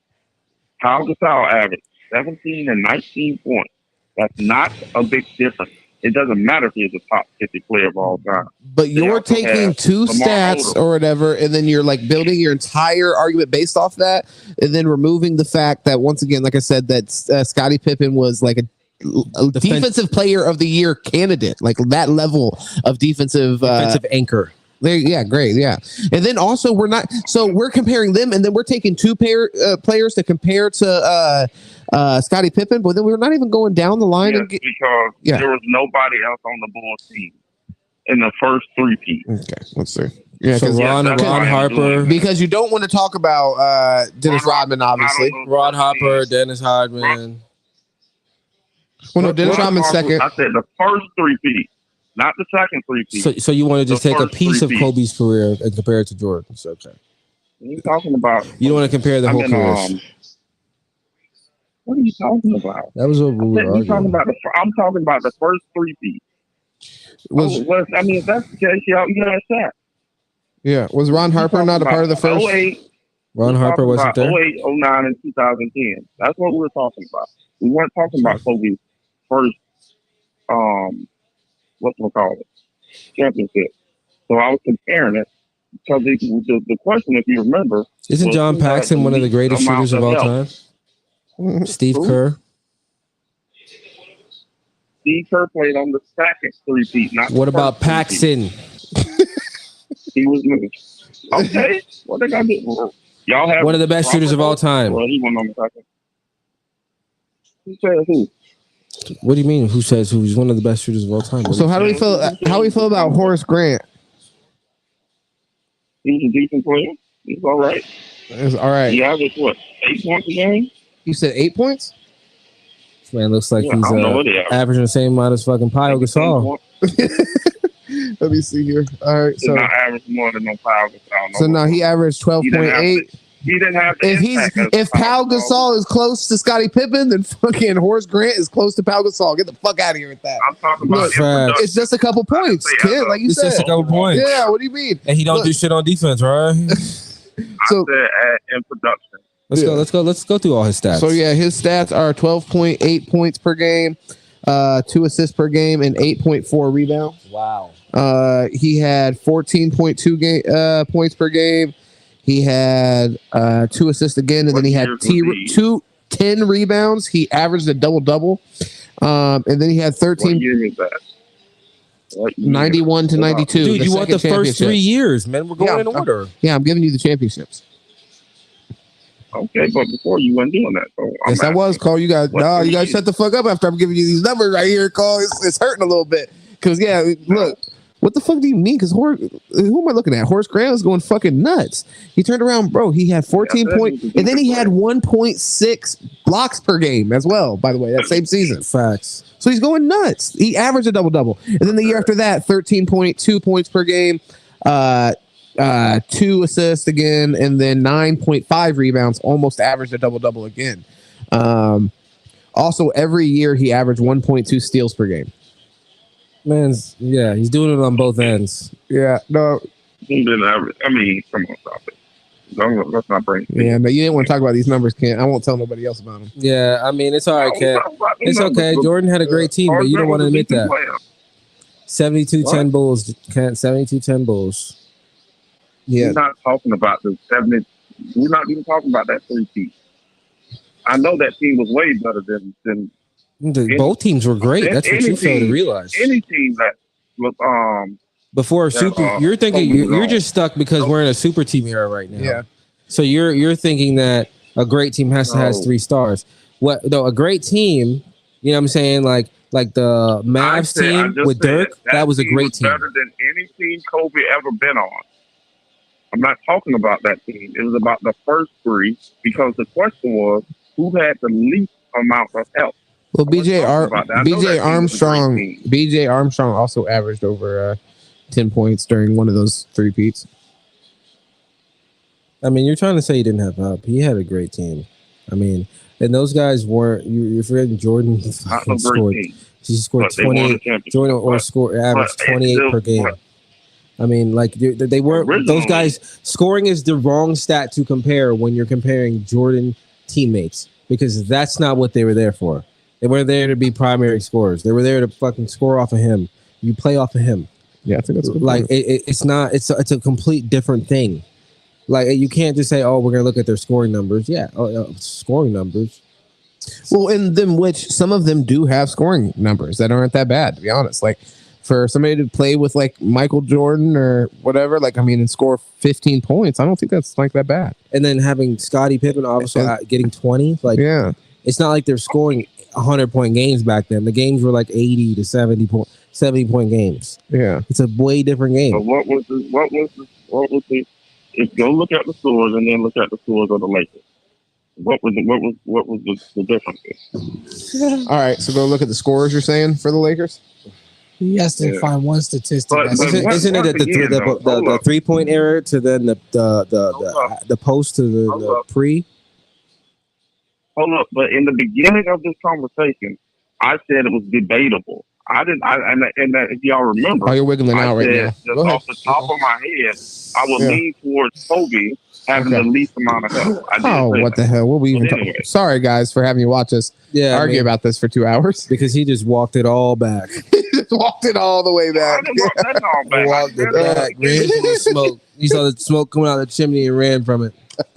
Well, I said it in the beginning, but anyway, I feel I still would say, Kobe Jordan probably had less help. But anyway. Oh, you said who would have less help? That's what I said in the beginning. You said Kobe? Walked it back again. Now he's trying to walk us down. I said I would still argue that Jordan had less help. Yeah, but you don't believe that. You don't believe it though. Not necessarily. I got to look at all the numbers. But from what I've shown you, you didn't show me anything. From what we've told you, you keep talking about the '96 Bulls. Well, so I'm telling you, we ain't talking about that team. I'm talking about all the teams. You can compare them all. He had more help in every situation. Yeah, whose stats you want to look at? I pulled up the other team. You want to look at Ron Artest? Why are we looking at all of them? That don't even make no sense. You want to look at Kobe's Lakers teams? I'm looking at Kobe's Lakers team right now. That's what I'm saying. Okay, what do you want? Who do you want to look at? Who you want to look at, Ken? Specifically talking about 09. So you want to look at Derek Fisher? That's all I was talking about. Let's look at Derek Fisher. Derek Fisher, yes, sir. Let's do it. He averaged 9, 7, and 6. Damn, you were on it. How'd you find him so fast? 9, 7, and 6, huh? Fucking wrong. Oh, okay, no. That's right. 9 points in 08, 7 points in like 6 or something. Yeah. 9.9 and then 7.5. It's a lot of help. Let's look at Ron Artest. Yeah, let's look at Ron Artest. Who was the shooting guard? We don't even know who the fucking shooting guard was. Oh, it was Kobe Bryant. So Ron Artest, we know what he was doing. 28 points per game. Ron Artest scored 11 points per game and three assists and 4 rebounds. And we already know what Lamar Odom did. We are kind of talking about people scoring with Kobe Bryant, but wasn't there an argument that he didn't really share the ball too? So true. Definitely was, yeah. Same thing with Jordan, right? Because their teammates aren't dependent on the scores. So to really measure their... That was Jordan before Phil Jackson. Pyle played some years without Kobe too. And if you look at those years, you feel what I'm saying? You know what I mean? His best years were in Memphis. Hey, go on YouTube and look at that trade and how people talk about it. Stop it. I don't give a I don't care how they talk about it, Kent. I don't care how they talk about it because I'm a Lakers fan. I know how I felt about it. I know how I felt about the trade. When I saw the trade, I'm like, if we're going to trade for someone, why the hell did we go get fucking Pyle Gasol out of all the other bigs? I don't understand basketball. You had all these other bigs out there that you could have went and got. You had fucking Kevin Garnett. You had all these other guys out there you could have went and got, and you fucking went and got Pyle Gasol. If you go listen to the tape, Kobe did not want Kevin Garnett. Kevin Garnett called Kobe, and Kevin Garnett said that Kobe did not return his call. So he wanted to play with Kobe. Yeah, that's not how that works. Kobe was busy.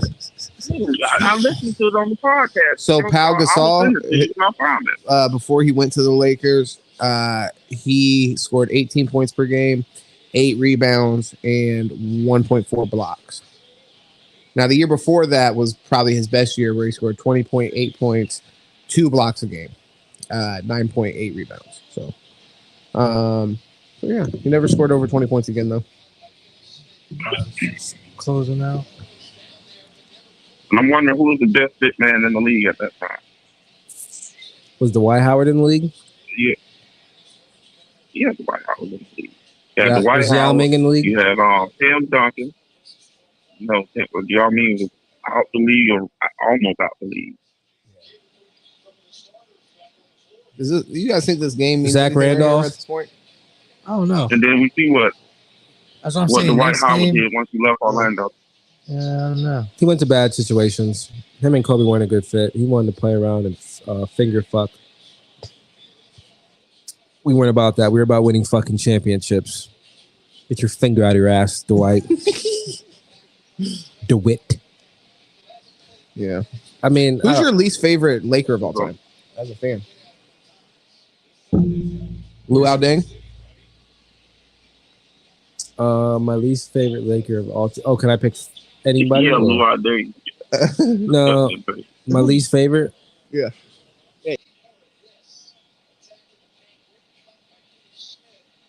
There's a Laker that I hate the most. Oh, man. It's really hard for you, huh? There are a lot of them that you hate or not many? I'm trying to think. There's a couple Lakers that just fucked me over. And I'm trying to think back to that Detroit series. Nick Young? How do you feel about Nick Young? No, the Pistons series. I feel you. I'm just saying these people suck. Oh, no, they suck. I think if I'm going to have to go draft picks, I'll probably say the worst draft pick we've had was the Wesley Johnson pick. Yeah, if I had to say I hate anybody, I hate you for not fucking panning out. You sorry. He end up going to the Timberwolves or something? Yeah, because he was just fucking trash. Got you. Okay. We let him go for a bag of peanuts. Okay, so other than that, who's favorite player? Or player that you hate the most? No, I think we traded for Wesley Johnson. That's what it was. And we traded a pick for him, and he just turned out to be dog shit. I don't know. I think Luau Deng, yeah. No, you know what the worst one was? You know who I hate? Timothy Mozgov. Timothy fucking Mozgov, man. I don't think he played. He played just as much as Luol Deng, man. Sorry, piece of shit. I can't even believe it, dude.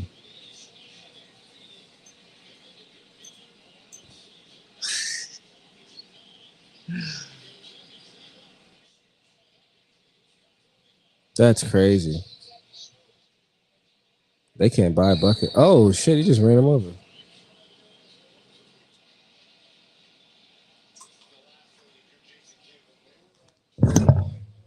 Ooh, Kent. Yeah. What about you, Cole? Your favorite squad?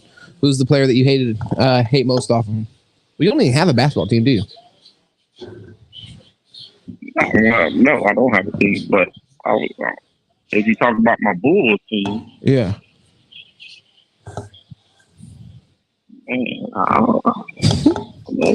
It's hard. Well, that's what I'm saying. It's hard when you pick and choose like that. You know what I mean?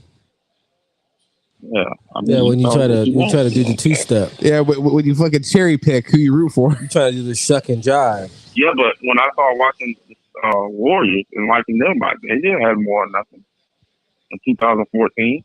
Yeah, but they already had when something I there. Liking Dwayne, that's different. But I didn't know about it. But when I saw, why'd you like them? Their jerseys? Because I watched Steph in college at Davidson. Because you like Steph? I knew what he can do. You knew what he could do? Yeah, you thought he was about to be that guy. No, I mean, bro, you know, I called Steph coming out of college. But I did him in college. Yeah. So, well, I know, but we got to really believe that you started fucking with the Warriors right when he came in, like out of college. That's kind of like a stretch to say that now. You know that, right? You know, I was fucking with Steph Curry. When LeBron left the Heat, that's when I started messing with the Warriors. Nah, fuck that. I've been a Steph fan. I was still a Dwayne Wade fan, but Steph was my guy. Damn, so look at you. Kid, so you went from Michael Jordan to Dwayne Wade in the Heat to fucking Golden State. Michael Jordan to AI to D Wade. Okay. Yeah, you're cherry picking, Cole. I don't know, man. Yeah, like for me, well, let me just answer the question, Cole. Okay, so let me, because I'm gonna put it like this. Because for me, I'll go through the good times, but I'll also go through the bad times with you. I'm a Dolphins fan, so it's not hard for me to think of players from the Dolphins that I strongly dislike because of just what they've done to like my childhood and growing up watching them. And with the Pacers, it's not hard for me to think of several players I can think of off the Pacers. I was just like, you are just a shithead who blows it in the biggest moment. Easily, Roy Hibbert. Fucking hollow man, no heart. Like this motherfucker, literally 7'9", and will finish the game with 0 rebounds. I don't even know how that happens. That shit should be happening on accident. You know what I mean? So, and that was at the height of our most recent kind of run with prominence, as far as like with Paul George and Lance Stevenson, George Hill. We had a squad that was really competitive, and Roy Hibbert was supposed to be the second part of that behind Paul George. Really, he was actually the main face of that for about a season until, Paul George really. One Granger? Well, it was Granger before. Granger ended up trying to come back after we had like the young squad because Paul George was really playing off of Danny Granger as a shooting guard.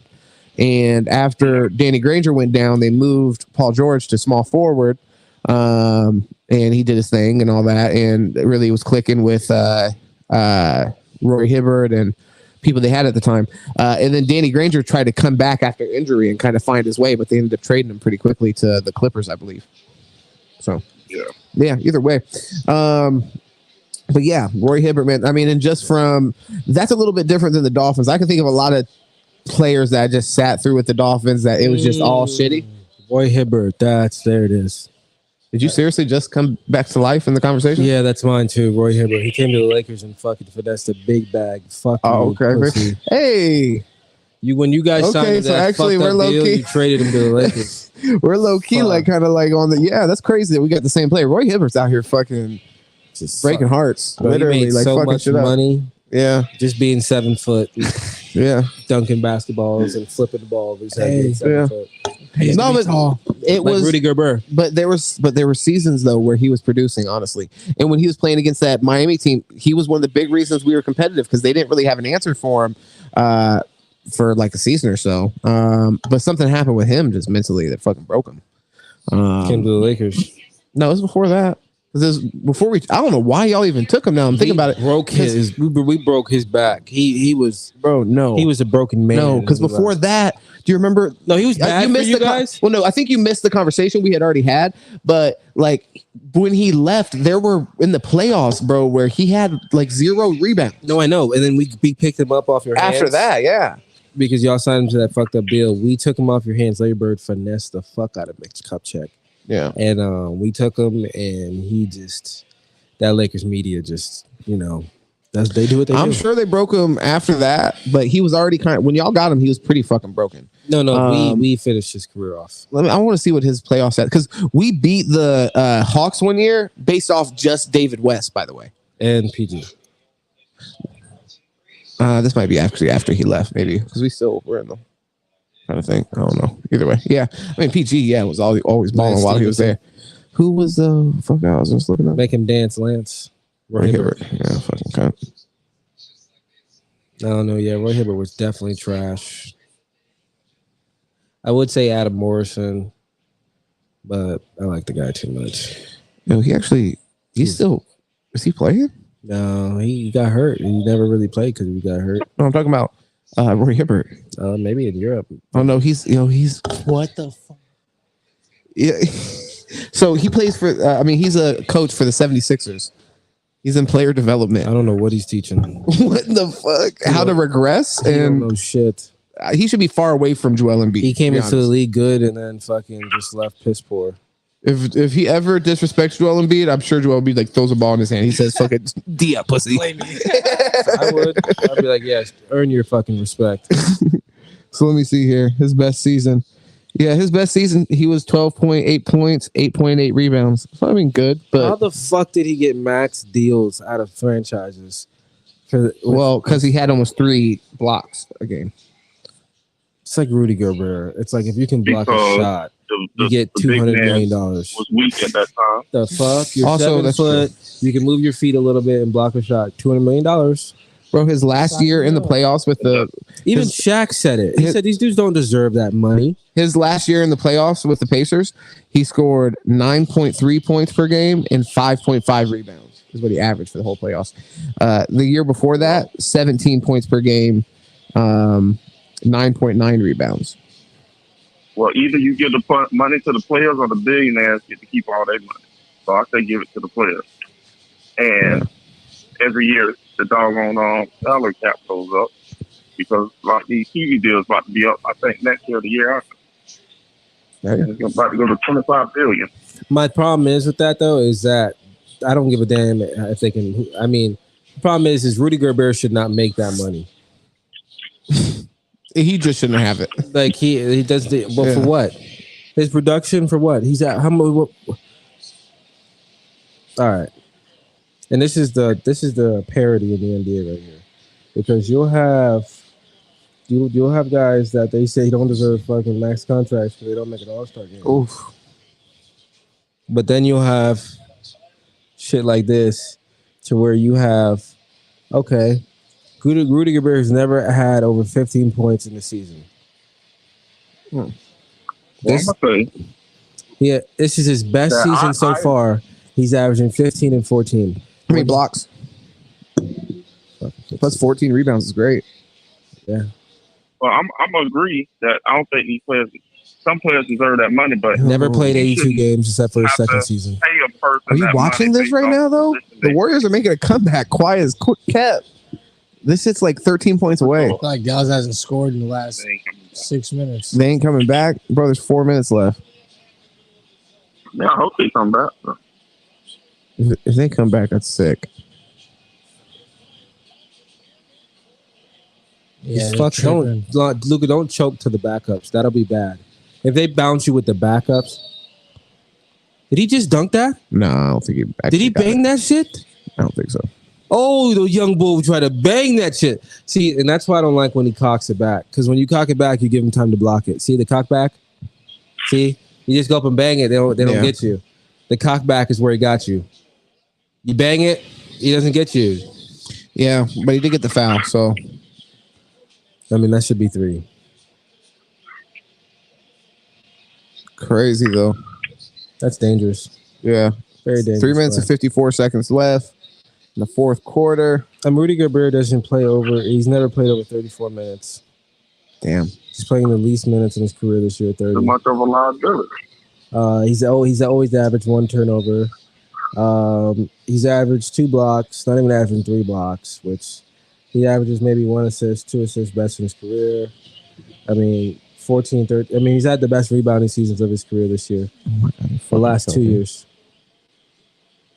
I wouldn't even fucking sub. Yeah, let him run it. That's great coaching right here. This is, you know what? You guys are hot. Fucking do it. You guys are the future anyway. They're really leaning on Kuminga. Oh my God, they're busting their ass right now. Stop. They're really leaning on Kuminga. Yo, busting their fucking ass. Bro, listen, Like, Skip what? Bayless is about to have a fucking... Bro, the Warriors are the best team in the NBA. That's their young core out there busting ass. Don't walk away from the TV. That's their young core busting ass right now. That's what you're about to see. 8 points. Kuminga, fucking Poole with Pull the the handle. Kuminga. Moody in the corner for the 3. Come pull for the 3.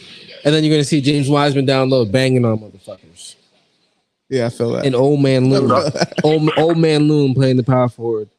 Old man Loon. Or old man Dre. You never know. I don't think Draymond's going to play that old, though. Yeah. He's getting way too much money. He might be the first one out. Yeah, he's getting way. Dude, They're I saying his just back talked about problems. that on my show last night.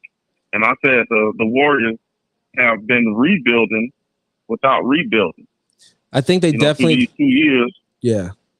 because they got a whole almost starting second five with Gary Payton Jr., Kuminga, Moody, Wiseman. I think and they'll Poole. keep that together, but I think they definitely drafted to replace Draymond. I think they know Draymond's not going to play much longer. You don't think you trade Wiseman? No, they're going to keep. They need. So they have Wiseman. They have Toscano Anderson. No, not Wiseman. I mean Kuminga, Toscano Anderson. They're trying to get someone who can play like Draymond, but then necessarily also Bills, could you check the battery on this whenever you get a sec? This one right here. also be like a great scorer. You know what I mean? And Kuminga fits the role. Because I don't think Draymond's playing much longer. Why are you putting them back in the game? Leave the fucking young guys in the game. No way. Why would you not leave the young guys in, man? What's the score? That's bad coaching. 102 to 110. They were 3 playing points. good defense, too. See, that's the bullshit I'm talking about, Steve.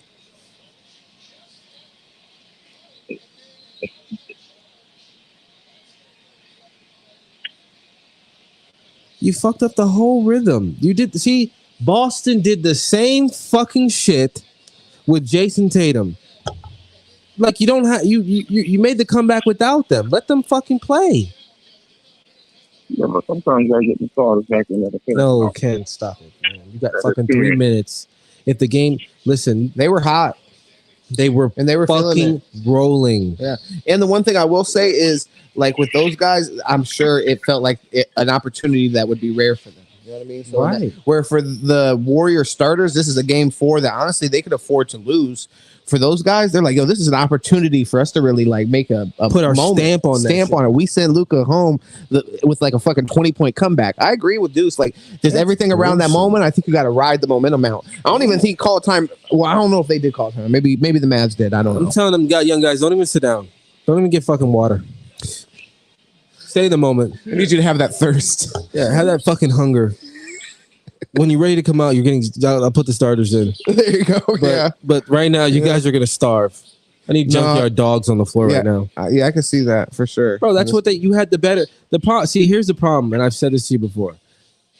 Golden State gets better defensively when they go to their bench. So when you see their bench, they get better defensively. The problem is now that bench is also figured out a way to fucking put points in that fucking bucket. So that creates a problem. Like Luka right now, when you had all those bench guys in, you had guys that are strictly just dogs on defense. You know what I'm saying? And then you had a few guys, you had one guy that could facilitate, and then you had a couple guys that can score. You know what I'm saying? And shoot. You know what I mean? perfect system, basically. Perfect storm. But it's like, I mean, I get it. 10-point game, 3 minutes. You want to put the starters in. I just think, man, you had them young guys hot, running. They were running the floor. That's another thing. They were getting on the fast break. Mm-hmm. You know? In basketball, is something like momentum is so important. And when you're just feeling it. Like, I think even from like a recreational player's perspective, you can kind of like speak to that. Like sometimes when you're just feeling it, it's like you just can't miss. It's like, it don't matter who the fuck you are. Yeah, but now you got the lead back. Oh my God. Play a pool or whoever. Yeah, but they're sinking shit, man. Yeah, but it's like the problem is with this is the defensive. It's a defensive matchup problem. I don't know. You can't have Poole. That's why Poole can't start. Yeah, he trying to play. Nice. He can't. No, it's defensively. It's not even offense. He's great offensively. The problem is defensively, he can't match up. You know what I'm saying? He's worse than Steph on defense. And Steph is pretty good on defense lately, but I mean, Poole is worse than Steph when Steph was bad. And he's bigger and faster. Yeah, he does on offense sometimes do too much. Oh, what the fuck? That's not a foul? I'm about to say, man, just fucking smacked him in the back of the head. 2:02. Is Steph wearing a knee brace? 2:02 left. It's 105 to 115. He definitely fucking traveled. That's a travel. Don't call that no more. Do you see how they didn't show his steps? They only showed the top half of his body. He definitely traveled. I think they were doing that on purpose. Yeah, because he traveled. They showed him only. Yeah, exactly. They showed him ribs up. Okay, Poole. See, he makes me nervous sometimes when he does shit. See, and that's why. Wow. That's why he makes me nervous because he just be doing shit.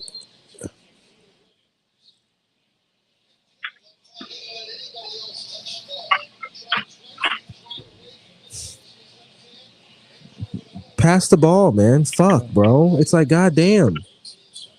Fucking A. This dude, I mean, you're fucking up the comeback. You got fucking Klay Thompson, Andrew Wiggins. It's been fucked. It's been fucked fuck the shit. Yeah. Wow, man. The momentum, it feels on the complete opposite direction. That's straight bullshit, bro. Like that possession was very important. They had the Mavs on their heels, honestly, before they called the timeout. They really did. 10-point game. Leave the young guys in. Mm-hmm. Tell them, okay, bring it home, guys. This is on you. Get a little taste of your future. Instead, you got guys in that can't that aren't matching up well tonight, for whatever case. I mean, that's a good quick score, but the clock's running. Need some threes. And some stops. You need threes and stops the rest of the way. You don't get threes and stops, it's over with. Quick possessions. Out of bounds. Get the fuck off the court, man. What the fuck is wrong with you tonight? You playing like dog shit. Yeah. That's the problem with people like saying, "Oh, Jordan Poole playing better." It's about fucking consistency. You know what I'm saying? You got to be consistently great. Give me that shit about Jordan Poole. Man's fucking been dropping 30 for a fucking few months. We'll talk about he's getting Steph Curry. Fouled out. Foul fucking out of games and shit. You got to be in the game to be a superstar, son. Can't be fouling like Not in playoff games. That's fucking amateur shit. Well, your emotions get the best of you. That's like some Paul George shit. What the fuck are they calling? Yeah. They do this with the last minute of the game. They're like, "Hey, I bet we can stretch this." Just bailout calls. Get a few more advertisers in here. Who they foul? Fact. Yeah.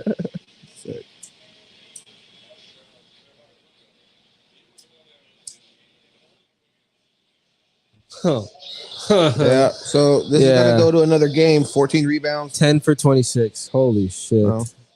They got all his points off fucking free throws. It's embarrassing. What? Hey, James. Yeah. You ain't told me on myself. I saw him in it early. Oh yeah, I have to check that out. Well, I was busy. I ended up getting on this and shit. Yeah, I gave y'all that 5 minutes. Yeah, I saw a little bit of it. I appreciate it, Cole, for sure. You can be mad at me. When can the people expect that more than muscle fitness stuff going on?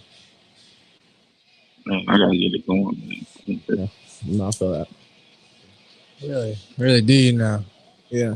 No, I'm ready for you to fucking wake me up at 4 a.m. like it's fucking made on MTV. I don't know if y'all remember that. They busting people's houses. I'll be going right now. Like right now. Oh man, well yeah, let you. We're gonna be hopping off here in a second anyway. Game's coming to an end, so I mean, do you want to go ahead and plug everything before we hop off here, off the phone? Hey man, y'all check the boy out. You know what I'm saying? Gates Open Media. That's where I'm at. Gates Open Media. YouTube. I gotta get on the other stuff, the Spotify and the Apple and all that good stuff. But yeah. Anyway, yeah, man. Gates Open Media. Y'all That's got it. the boy here.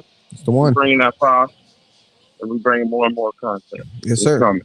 You gonna come in here in person and get smoked in real life anytime soon? I mean, I come in person, but I don't get smoked never. Yeah, no, that doesn't happen. I feel like I've been on a little win streak against you, Cole. No, I don't feel that way. Okay. All right. Well, I mean, I'm happy for you that you feel that way, but yeah. It's not true. I do feel that way. All right, brother. Well, hey, much love. Gates Open Media. Go check him out. He's coming with the fire all the time. He's doing the lives and talking about sports, talking about everyday stuff, just the same kind of stuff that we're talking about here. I'm ready for him to start getting into that conspiracy bag, but whatever. We'll get there eventually. No words. All right. Much love. Yes, sir. I talked about it a little bit in the comments, so you just let me know. Okay. Yes, sir. I will. Okay. So we gotta look at the comments then. All right. All right. Much love, Ken. Not gonna say anything to me in person. Just gonna tell me look at the comments. Got it. That's how we communicate. Nice. Much love, my brother. Have a good night. And I'll holler at you tomorrow. All right. All right, my brother. One. All right. How do you feel about this playoff series? How it's shaping up? Oh, the Warriors didn't even play bad. They had 1, 2, 3, 4, 5, 6, 7 people with double-digit scoring. Yeah, damn, it's sick. And their bench shot really well. I mean, honestly, that's sad. They didn't really play too bad. They just played like dog shit in the first half. So I gotta ask you a question. Is this Aaron Andrews, by the way? No. Erin Andrews, she's so rich, she picks what she does. After that Brett Favre lawsuit. Choose this? No, that's not her. She does football shit. I think she retired, actually. What about... She was able to retire early after Brett Favre got her that lawsuit. Who's the baddest sideline lady that you can... or just... It could be on any sports show. I would have to give a shout out to like Sheena Quick. Shut the fuck up. Joy Taylor. That's not even a fucking question. The fact you didn't say her first, she's a queen. Or Joy Taylor, you were gonna say. What's the tall one? Malika Andrews or something, I think. I don't know any of them by name. You're jumping around the real answer, which is, you know what I'm saying? Joy Taylor. Shout out to me, by the way, Joy Taylor, if you're watching this. Shout out to me. I'm trying to see if I can get a picture of Malika Andrews. Yeah. Definitely. Bills, you can be the tiebreaker on this before we slide out of here. No, that's not who I like. That's not her. Go ahead, Brain. Come with it, though. Come with it. I'm going to come with it. You already know you got that follow on Twitter. So, you know what I'm saying? Go ahead and show that love back. What the fuck are we even talking about? I mean, yeah, I don't know. Bro, bring that picture. What's going on? You're bugging right now. Hold on. Just type in the lady's name. I don't know her name. Hold on. I got it right here. Maria Taylor. Okay. Well, sure. Just fucking stop it. Bro, okay. Show him. No, let me get a good picture. He wants to go ahead. He wants to put up a picture with some cleavage and all that good shit. All right. This man's going crazy. Yeah, he ran so quick. I need a sluttier picture. Yeah, literally. Trying to find something for Sports Illustrated. I'm gonna stay just on her Twitter profile picture, by the way. Fucking queen. The fuck are we even saying?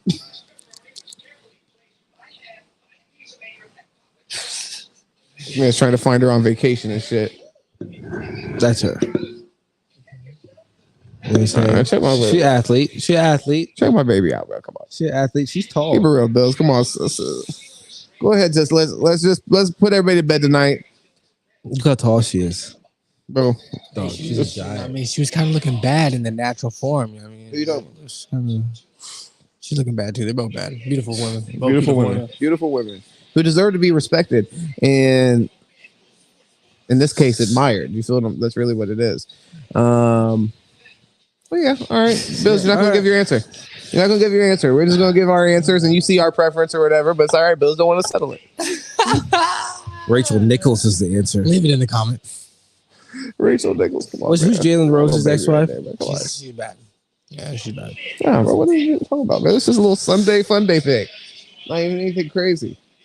Molly Quorum is their answer. It keeps changing.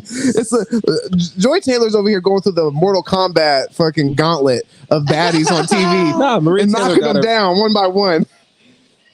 Flawless victory. You know what I'm saying? Like straight up like fatalities on all his people. Nah, bro. Joy Taylor, that's what, you know. Yeah, she's won. But Molly Quorum, though, you know. No, she's cool. Look, they're all like what Bill said. He was right. They're all beautiful women. Come on now. But look at that. Joy Taylor's a queen. Look at that. Man. Look at this, dog. You're funny, bro. Look at this, bro. Come on. What are we talking about? Hey, she's sexy. Yeah, sure. Come on, man. Yeah, she should just be wearing the back clothes on camera, man. Yeah, she's beautiful, but you know what I mean. Joy Taylor. I see what Jalen was doing. I see what he was doing. I see. Yeah, I think Joy Taylor might still, you know what I mean, be out there. Yeah, no, Joy Taylor's, you know, she thicker than a sticker, man. She's ready to get got. Come on, man. Just a little like. Oh, nice. That's what I'm saying. Just a little. Nice. Bro, come on, just a little like posed by the sign. You know what I'm saying? It's nothing crazy. She real nice.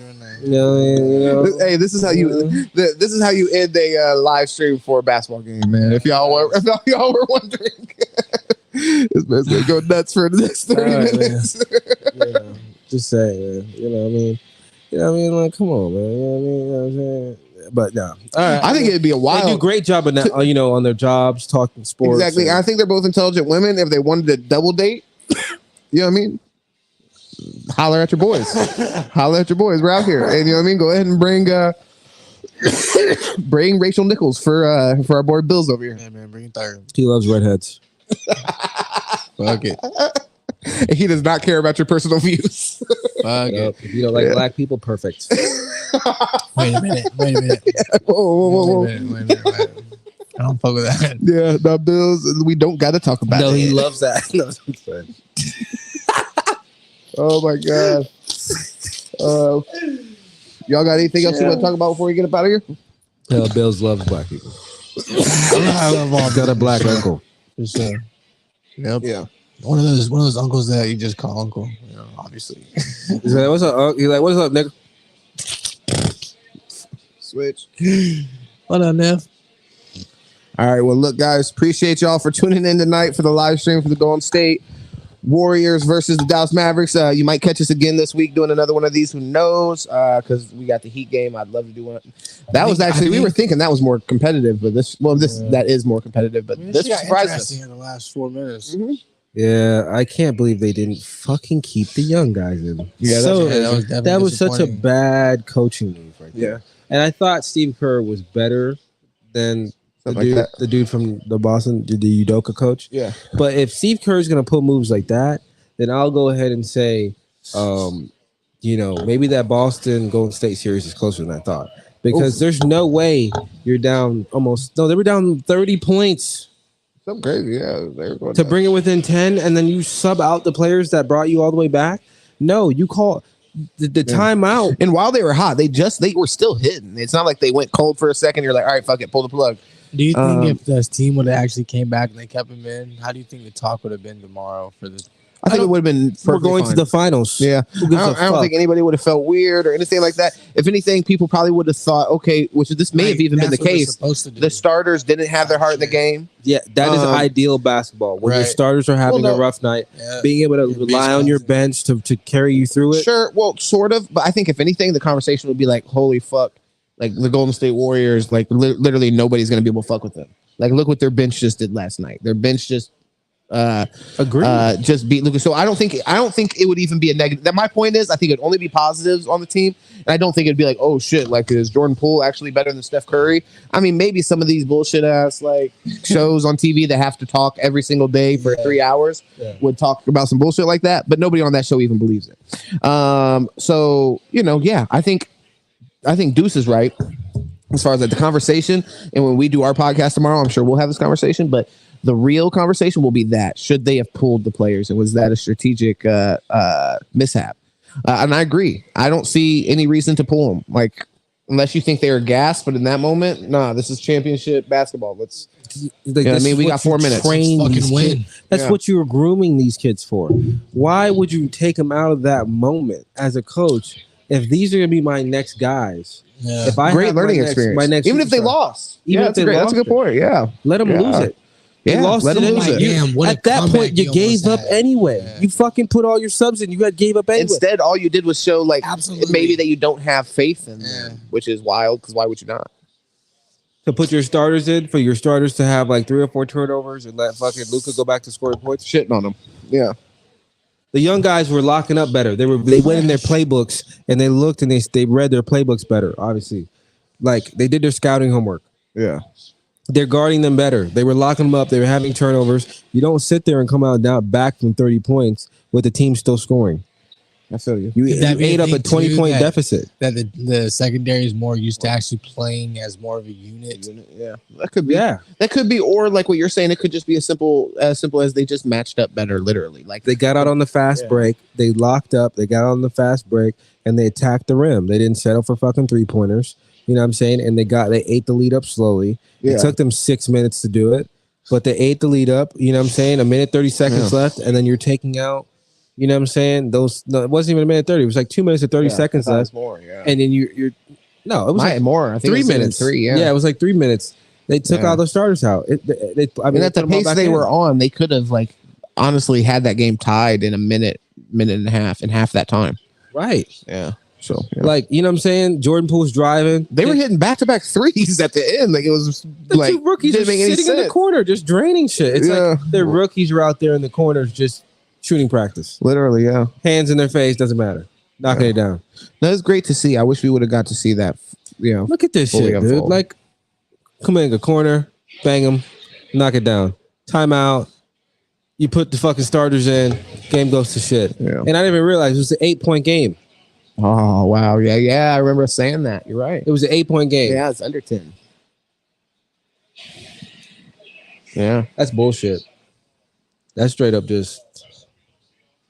That's just bullshit. I know, at least let them tie up, and then if the Mavericks was to go on like a little run, 2-4 timeout, put the starters in, and be like, all right, let's revamp it real quick. And if the game doesn't matter, if you go to overtime, put your starters back in. And yes, exactly. And if the game doesn't matter, I mean, the game does matter, but if the point of it is like, hey, look, the game doesn't matter if we necessarily win or lose, we still have plenty of time. That's the perfect time to mock and put your players through a real experience, see what they're going to do, and then learn from it. Hey, look, when this happened, you know what I mean? Whatever the coaching experience. Even have more, because now they know what to do next time. Yeah, it's just crazy. You didn't let them have that big moment with like a no cost, right? Facts. Like now you're gonna have to put them in a big moment, and it may cost you something to put them in there. It may cost you a game now.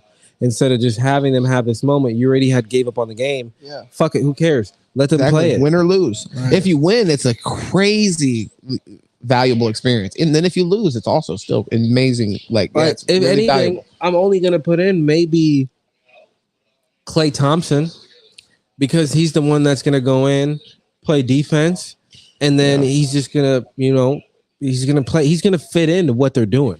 I'm not putting Steph in. I'm not putting Draymond in. They switched the way that the whole game is going to play. I can put Klay in, who's just not going to dribble the ball at all, pass the ball, shoot or score. You know what I'm saying? Yeah. He's literally like a quick thinker. You know what I mean? Just like what they're doing. They're a quick thinking offense. They got a bunch of young guys. D up. Yeah, it's either attack or pass the ball. You know what I mean? Like, and then that's what I'm saying. He comes in, he's going to play defense. That's like the second half.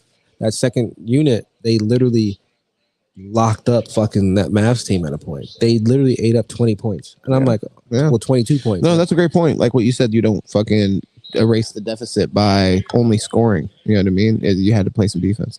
And then they weren't, like when the starters got in, there was no stops. And then also they were turning the ball over, so they weren't scoring. And that's the really their biggest problem. Maybe, and I think they did get some stops. Yeah. But when you turn over the ball, like if you get in 6 possessions, you turn over 50% or even 40. Yeah, something like that. Yeah. That's I mean, that's a lot. It's gonna kill you. Especially when they got in, they only had 3 minutes. Yeah. That's my thing. Everything needed to count. And they were putting them in cold. Yeah, just a bad move. The second unit was playing so much more efficiently. To me, it just they were so hot. Like they were so hot. They had like the momentum was in their favor. Where it's like it was a crazy move. I agree. It's like almost watching the young Warriors back in the day when they first were making their noise. You know what I'm saying? Yeah. It's like you literally were watching it in front of you. You're like, wow, this is like what. No, the energy was crazy. Yeah. We weren't even paying attention to it at that point. But at that point, it grabbed our attention. We're like, oh, they're going nuts. Yeah, like you're watching it, like, well, it's like I feel like I saw them hit threes back to back, and I'm like, what the fuck is going on right now? I was watching it. I'm like, oh, it's a 25-point game now. I'm like, oh, it's a 20-point game now. I'm like, it's a 50.